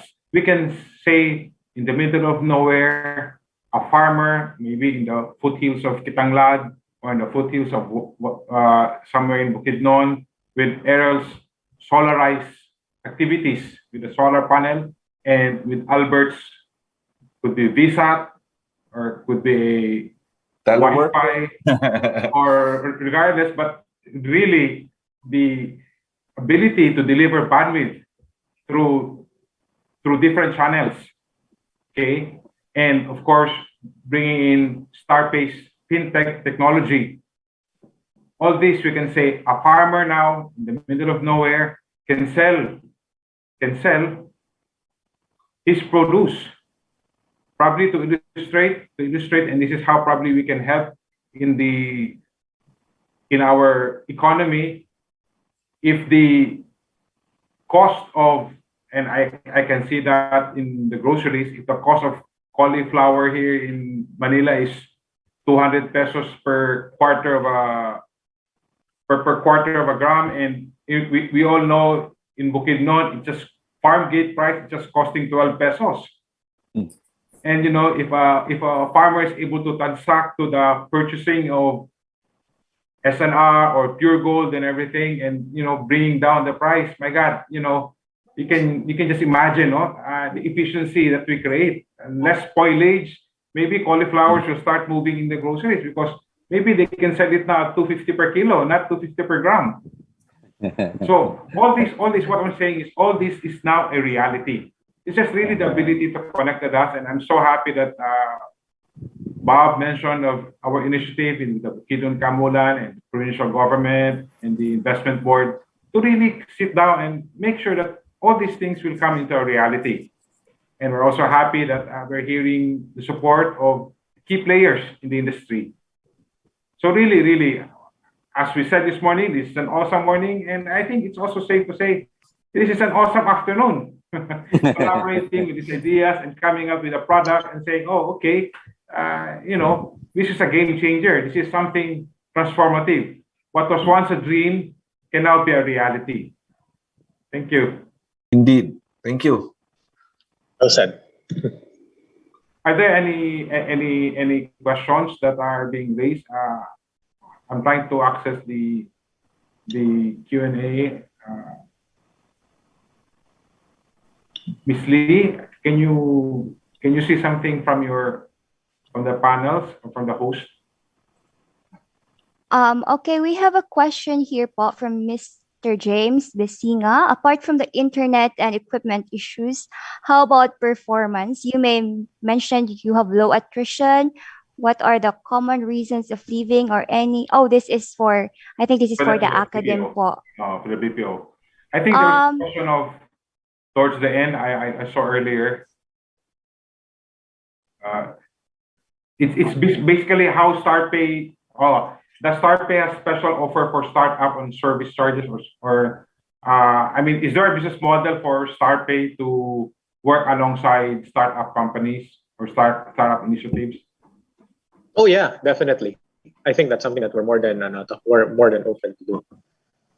Trevor, as a fellow startup, then yes. Oh, is there a working model now that the example of wild idea is a sari store can have a StarPay platform? Oh yes, A actually, small we've begun. grocer. We're finalizing that package now, and sari stores in particular are very close to the heart of StarPay because one of our sister companies is engaged in distribution for sari stores. So yung mga pain points talaga nila is something that we want to address through StarPay. So yes, we do. Wow, thank you. Well, very happy to know that's something in the pipeline already, because really, by the end of the day, these are really the unbanked Filipinos. These are really where your services is most needed. Yes. So happy to know. Would like to ask this question to Mr. Engineer Errol to One Renewable.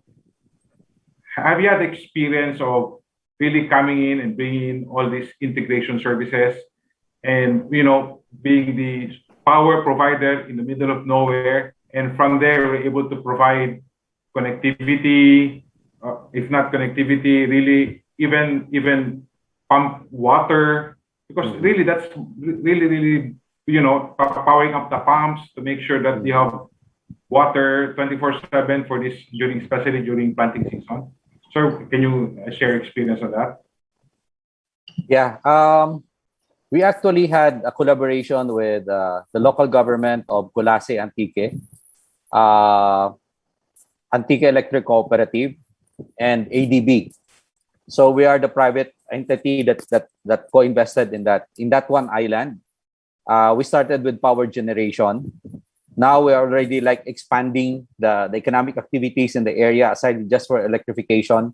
We already, as I mentioned earlier, in that small development that we did, it's a proof of concept for a prepaid metering for electricity.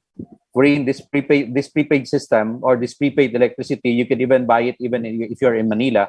More often than not, like in the provincial cases wherein the money is being sent to pay electricity, for the electricity bill, and it's being used for something else. Now the guy in Manila could just buy that load and and then load it in the system. So we have that in place now.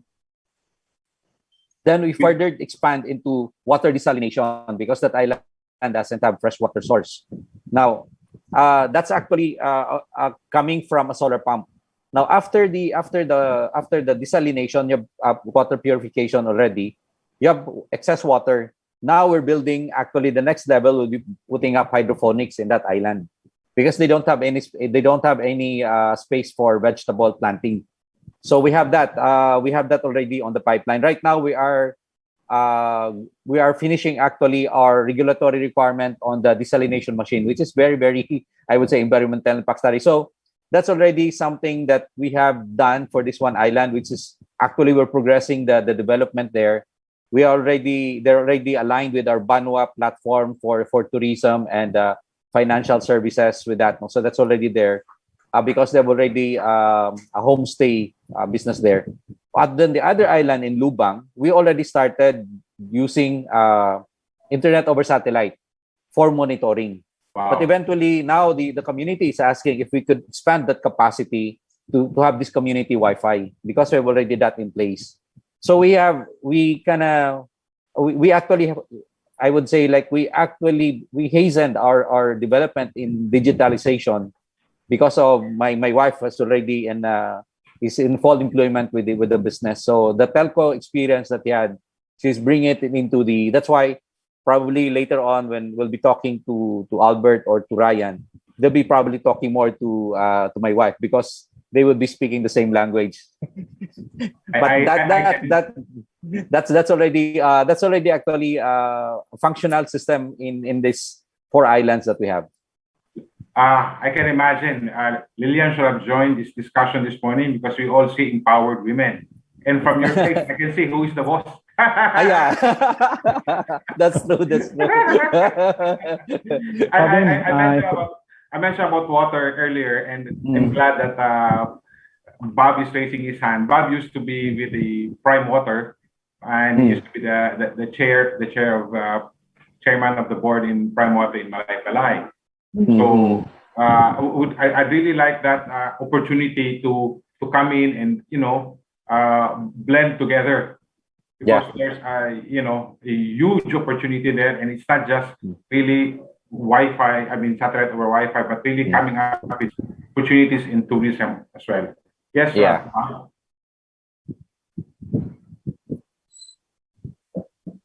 Bob, you were raising your hand. Yes. Yeah. Final note. I just like to emphasize that for the gentlemen here, especially our guest presenters, that NICP and DICT, we would like to express our appreciation for putting all of this together, and NICP has to be supported. Right now, the focus discussion, of course, is Bukidnon, but whatever success that we can bring here in this particular area can be replicated in the rest of the country, because we have similar concerns, not the same, but very similar. But it's very important that we really appreciate the DICT and the NICP collaboration, because if we can get this here in Bukidnon, we can use NICP with its over 100 city councils nationwide can also duplicate this, and the rest can also benefit from it. And I just want to thank again DICT, the organizers, and NICP, Mr. Lim, and the board of directors of NICP, and all the ICT councils in the Philippines. Maraming salamat po. And to my friend in Cagayan de Oro, Stephanie, thank you so much for being part of this organization. Maraming salamat po. Thank you. Thank you, Bob. Sorry, I stand corrected. It's MCWD. Sorry. Yes. If there are no more issues and no more questions, I'd like to give the floor to Miss Rich Lee. Yes, thank you, sir. And thank you. Yes, thank you. Thank you. A virtual applause, please, for the members of our panel discussion and our moderators. Dan salamat. Thank you sa tanan. Thank you, sirs. That was oozing with discussions of viable and innovative ICT solutions to our current issues, and all that have been discussed will surely be instrumental in the development of more opportunities for inclusive countryside development and to enable better service to people. Indeed, integrating all systems isn't one-man committee or one enterprise work, but collaboration is the key. We are very grateful for this avenue, for the MindaCon 2021, because this is an avenue where all industry present here are now starting to connect the dots towards establishing convergence and making an economic impact in Mindanao. So thank you again, everyone.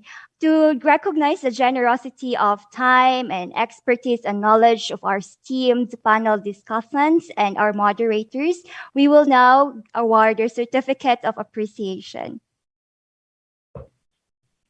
A certificate of appreciation is awarded to Mr. Ryan Oy for his sharing valuable knowledge and experience as a resource speaker during the Mindanao ICT Cluster Conference with the theme Building Emerging Technologies to Agriculture and Rural Areas, Providing Digital Opportunities for Economic Impact in Mindanao, given this 4th day of September 2021. Signed, Mr. Roberto Tinsay Jr. and Mr. Michael Chulim. Thank you, sir. Another certificate of appreciation with the same citation is awarded to, of course, Mr. Ariel B. Narida. Thank you, sir, and we appreciate all that you've shared today.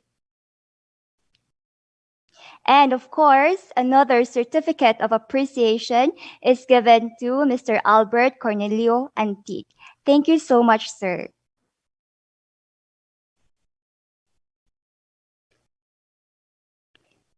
Do we still have? Okay. Now this time check, it's already 3:06 in the afternoon. Am I right?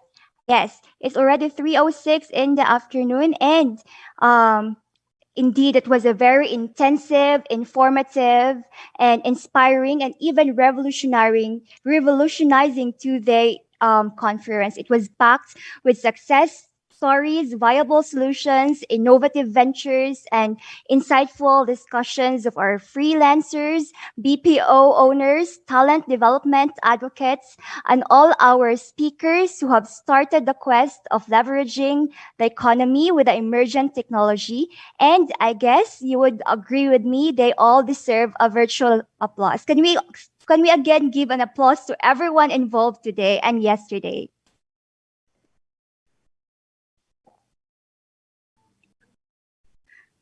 Hats off and congratulations talaga.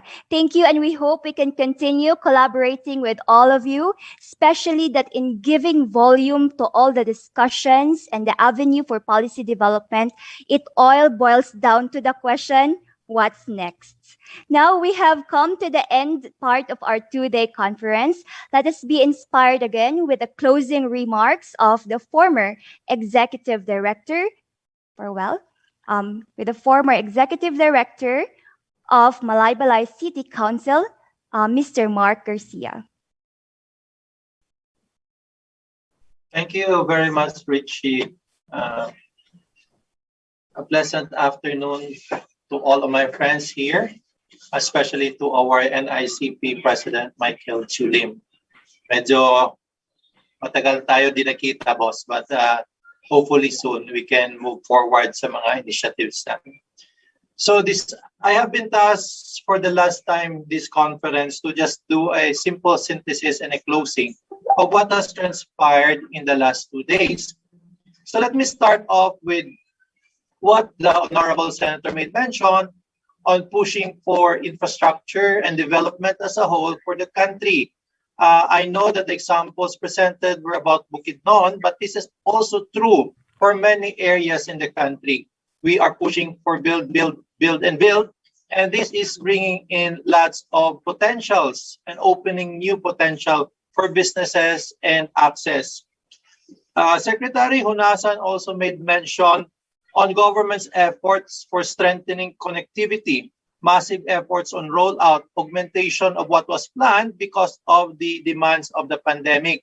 Now, globally, the demand has really increased, and we cannot just rely on government, but we have also to look into our partners, telcos, to really support this connectivity issue. Our governor of Bukidnon made mention that let's look into adapting and embracing digital economy. Si Governor Subiri, medyo advanced of age, but the idea is still evolving and is really very much open to it. And I think it's also true for the governors that I have been talking to in the projects that we are handling with the DAPS Mindanao. Mayani is an innovation in itself. It is a provision of parang platform for farmers to consolidate and transport goods where there is a, say, rich client or mas nakaka-afford to also push the value of their products. Icebox provided for logistical support, and we were able to see some challenges in that area.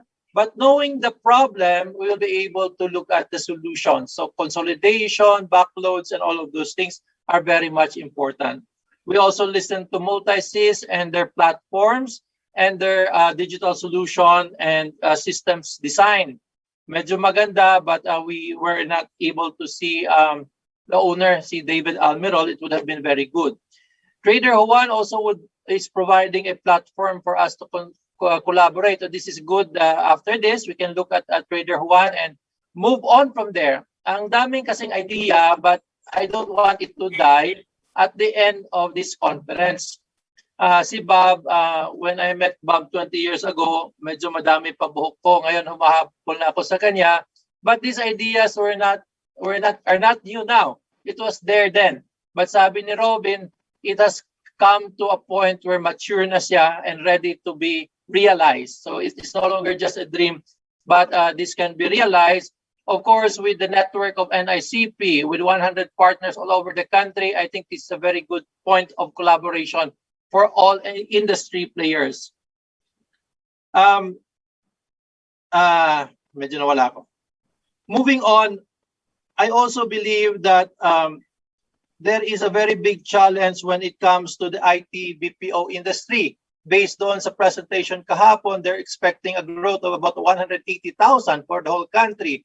And I think there was a commitment or a challenge to provide 30% of this coming from Mindanao. So good luck to our ICT councils in Mindanao. And Bob told me last night what are the strategies for realizing this the soonest time possible. And we are already working on some ideas of which we will be proposing to people who can make directions for it.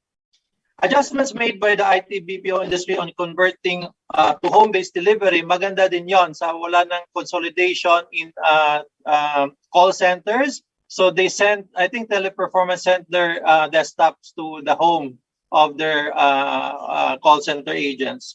So again, the opportunity for work, 180,000 buong bansa, and maybe 30% will be outsourced from Mindanao. The development of capacity building intervention for upskilling for the near hire.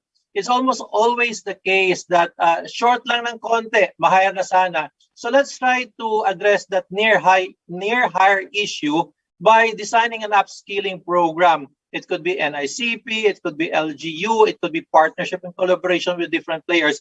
But this is one thing that we can do almost immediately.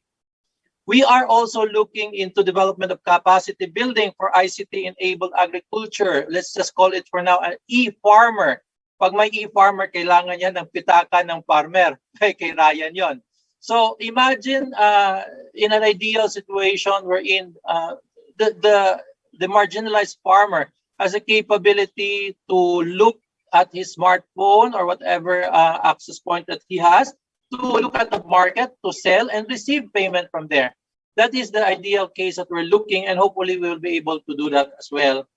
The Development Academy of the Philippines also supports digital initiatives in ICT with the ongoing Sparta program for data science and analytics scholarship to for 30,000 Filipinos. Try to visit sparta.edu.ph, and I think there are still about parang 12,000 slots available. It's a program that will run for 3 years. We also are working with the out-of-school youth and adult for basic education plus skills training. On the skills training, we can also look into ICT skills to augment the gaps on our call center agents, BPO agents, and homegrown BPOs. We also have discussions from the startups and the freelancers. I call the freelancer the mavericks of the workforce. Ito yung medyo driven, kind of weird, but talagang know what they want.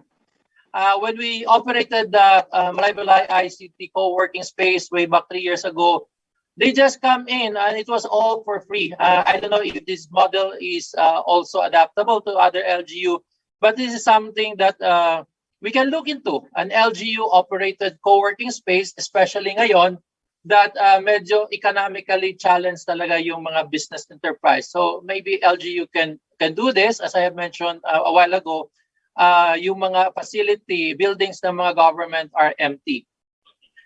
Business support and anticipating growth through ICT-enabled services by the different Chamber of Commerce.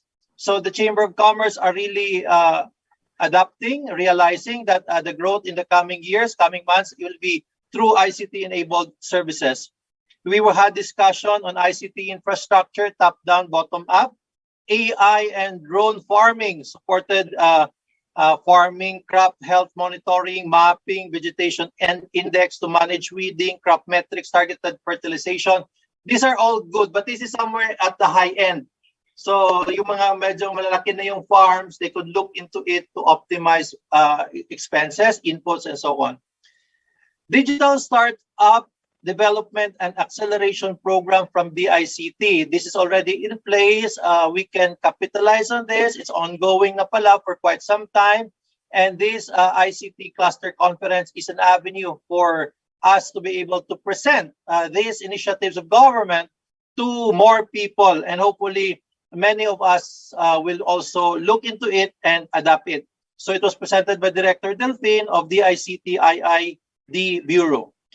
RA 11337, I think this is the startup law, looks into paradigm shift from being employees to entrepreneurs. So perhaps we can encourage more young people not to just look into employment after school, but to become entrepreneurs themselves. So I think the startup is a good initiative to start these things.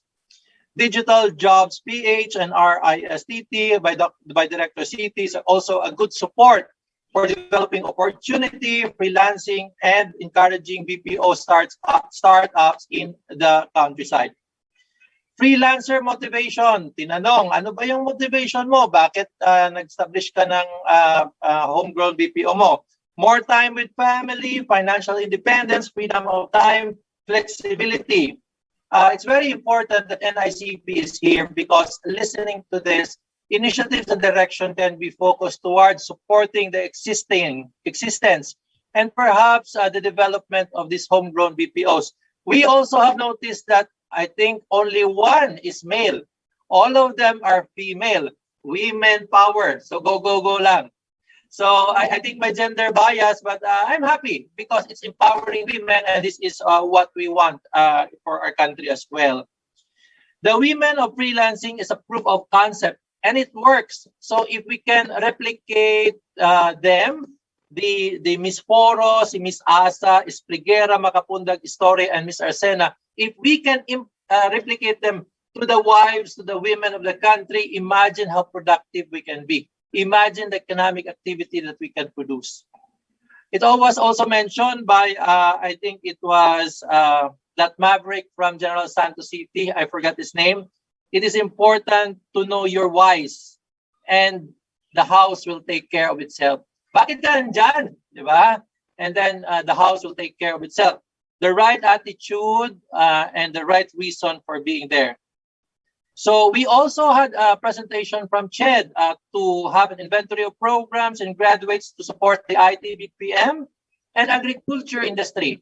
Maganda nga itong topic in this conference kasi we're merging ICT, which is future thinking, and agricultural, which is traditional, but making them, merging them together to make agriculture sexy again. What a term. Farming sexy again. Diba? So mag-farmer na lang tayo, or that is something that we have to look into. It was that CHED report was presented by Dr. Des Apag.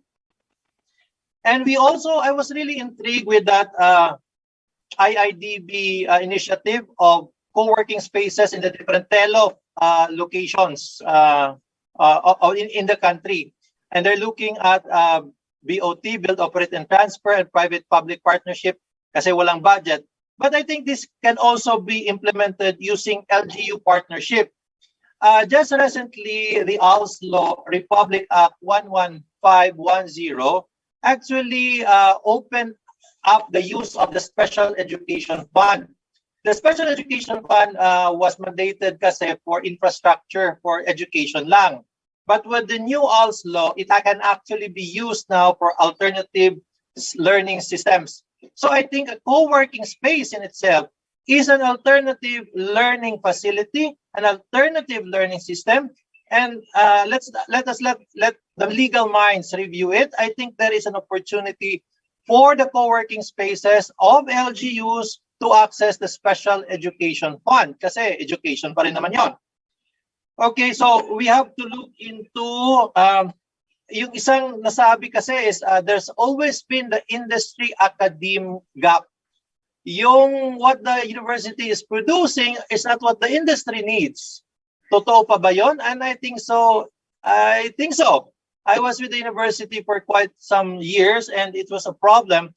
But I am also seeing initiative on technology, commercialization, and promotion to bridge the industry academic disconnect and use this to provide a launch pad for technology startups.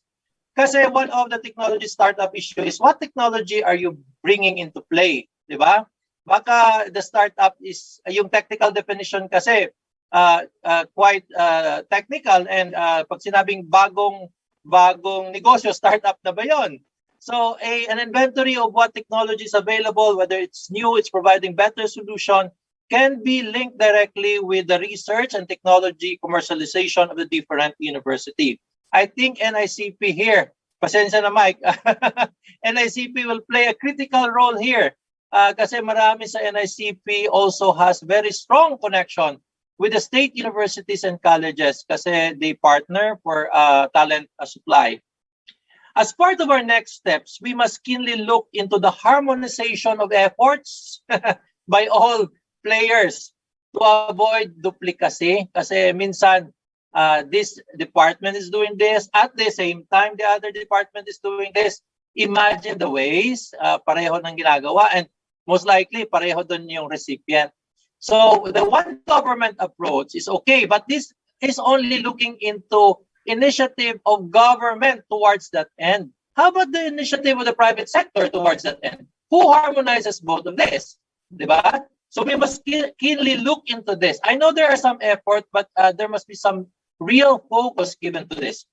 So look into the harmonization efforts by all players to avoid duplicacy and promote collaboration and cooperation for more effective and efficient action towards this particular goal.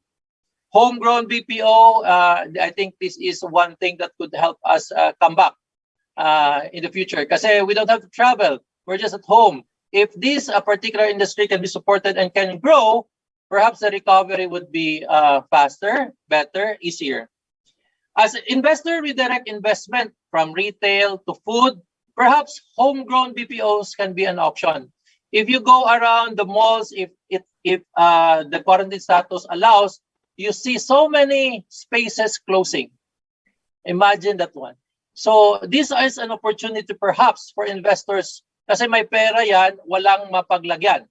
And they don't want their money to be just on standby. They want to invest it. And what are investment opportunity available in this pandemic? Maybe, perhaps homegrown BPOs can be an option, or perhaps power provider, connectivity provider, whatever the case may be, or pautang ng computer. Kasi there was a gap earlier na may mga talent, walang equipment. Rural development and community impact is one of the driving force of homegrown BPOs, changing lives of people in underdeveloped areas. Well, this is also part of decongesting our commercial centers, our Metro Manila, our cities. Why do you have to go to the cities if you can make money sa hometown mo? Diba?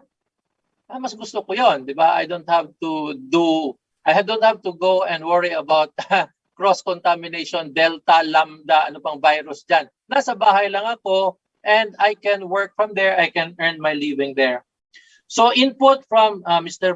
Brian Margallo. Medyo malaki na to si Brian. I think he was the moderator. Si Trixie is a bit startup pa talaga but still 60 plus na siya. And the tech guy, si Lord Dalinas pala, who was able to maximize kahit na mababa yung bandwidth. Whatever he did, it's worth emulating. Paturo tayo sa kanya. Maybe this is an opportunity for us to strengthen. Itong isang question, there must be legal support for startups. I am not of legal mind, but legal support for startups and BPO kasi baka they get into it and then nagka-problema later on. I know Bob is a good friend of the IBP president ngayon ng Pilipinas. Perhaps this can be linked up with their CSRs ng mga lawyers so that this can also be addressed. There was a consideration on should home-based BPOs be on a bubble protocol or home-based talaga sa bahay. So this is worth studying. Find the right drive and the attitude. Remember that you are your own portfolio. Maganda yon, di ba? You are the product or you are your own portfolio. And this afternoon, medyo maganda yung discussion. Si StarPay, I've already commented earlier today that I like StarPay because it's simple. It's not the complicated wallet that many of the high-end people with e-wallets are using. May mga invest, may mga crypto, hindi ganon. This is the basic e-wallet, and I think this will be appreciated much by those that does not have yet. So start simple, and perhaps Ryan, you could look into CapDev for your target market. It's an investment, but I think it will pay off later on. One, renewable, solar power is alternative power, and solarizing. May bago akong verb, solarizing. Diba? Adjective ba yan? Ano yun, Richie? Adverb, adjective. Between the two, adjective siguro. For agri and ICT support, imagine an island LGU, island barangay. Wala siyang internet, wala nga siyang kuryente. And then one renewable goes there, and then Eastern communication goes there, and there is an entrepreneur na young person who will establish an homegrown BPO there. Doon na lang sila, wag nang umalis. And that island happens to be in Siargao, so not bad. Making agri sexy again. Ito yung takeaway ko kahapon pa to eh. How do you make agri sexy again? Because this problem is not unique to the Philippines. We're in. Wala nang gustong mag-farm. Even in Japan, it's a problem. Even in other developed countries, problema talaga to. So it is a challenge worth considering and finding a solution for. So I've mentioned that telcos will not go to areas that are not commercially viable. Perhaps government can look into this. Pag plus minus na lang, you serve a big area, urbanized area, commercially viable, plus one na hindi commercially viable, and find the balance. Government should make policies that will support this particular model. And of course, the servicing of connectivity gaps. Kasi kahit na meron din connectivity, pero andun pa rin sa mga city center where it's commercially viable, we will still not able to bridge the gap that we want to bridge. So in hindsight, I think it was a very lively and productive time. The 2 days, medyo masaya kasi naka-tuxedo tayo, naka-long sleeve at naka-short pants. Sana si Robin naka-long pants din yan. And Mike and everyone. I would also like to take this opportunity na magpasalamat sa mga sponsors natin, Eastern Communication, StarPay, Globe and the Hive, and partner DICT, NICP, DILG, and of course the Development Academy of the Philippines. Once again, maraming salamat and take care and God bless us all. Thank you, Richie. Thank you so much, Sir Mark. And I can feel the difficulty po of closing our event today because there's a lot, ang rami-rami nangyari, and you have mentioned po lahat po ng nangyari, and thank you so much, Sir Mark. And yes, the challenge is what's next. And indeed, the roadmap ahead is a work in progress. Now, please do not leave po sa ating mga participants. We still have our game and our photo documentation later, but we would like to take this time to acknowledge our organizers.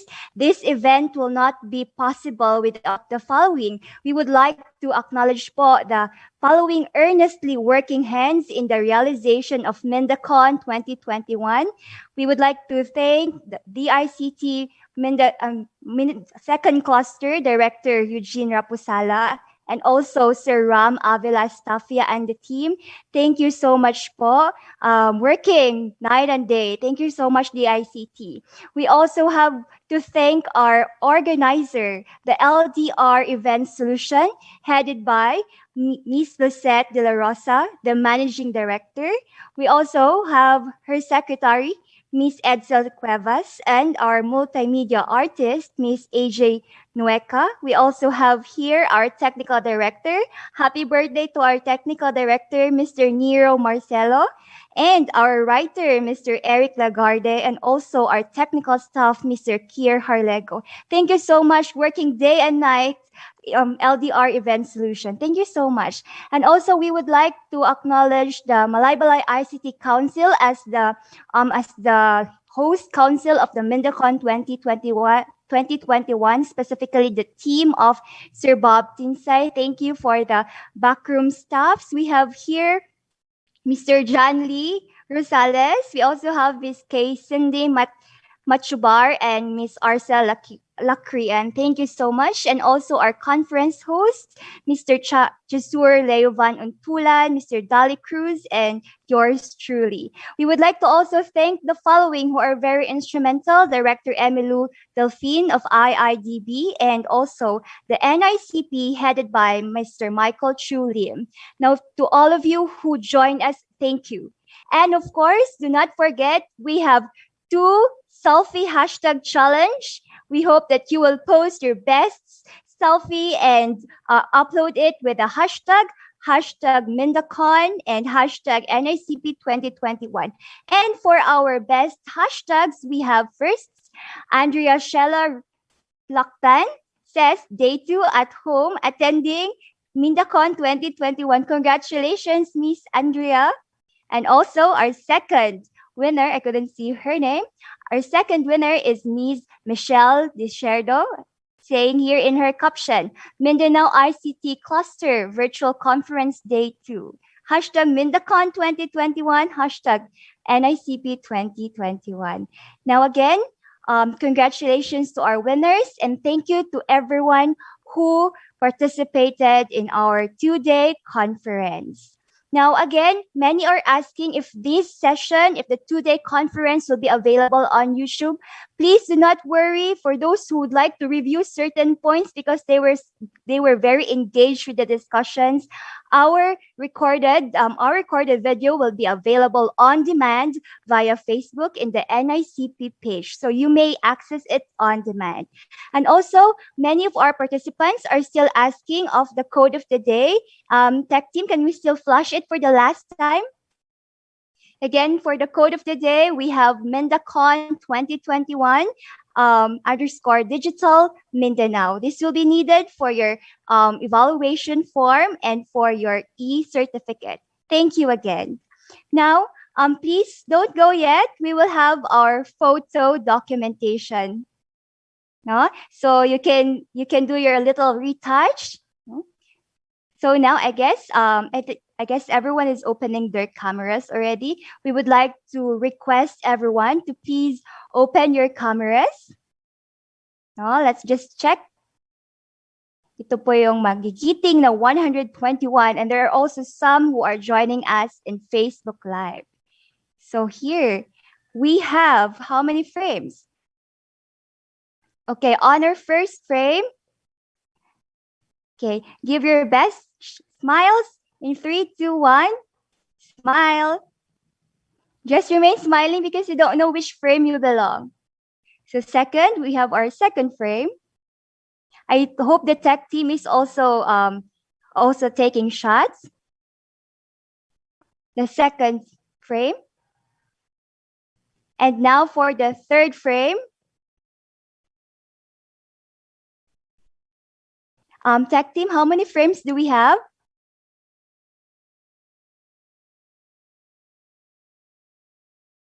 Okay, fourth frame. Okay, and now our fifth frame. Smile pa rin. And I think our last frame. Okay, thank you so much for your beautiful smiles at 3:34 p.m. And still ang ganda-ganda at magagwapo at 3:34 p.m. Now, I guess that's all for today. In behalf of the Malaybalay ICT Council, National ICT Confederation of the Philippines, and the Department of Information and Communication Technology, or DICT, we thank you and to God be the glory. Salamat po.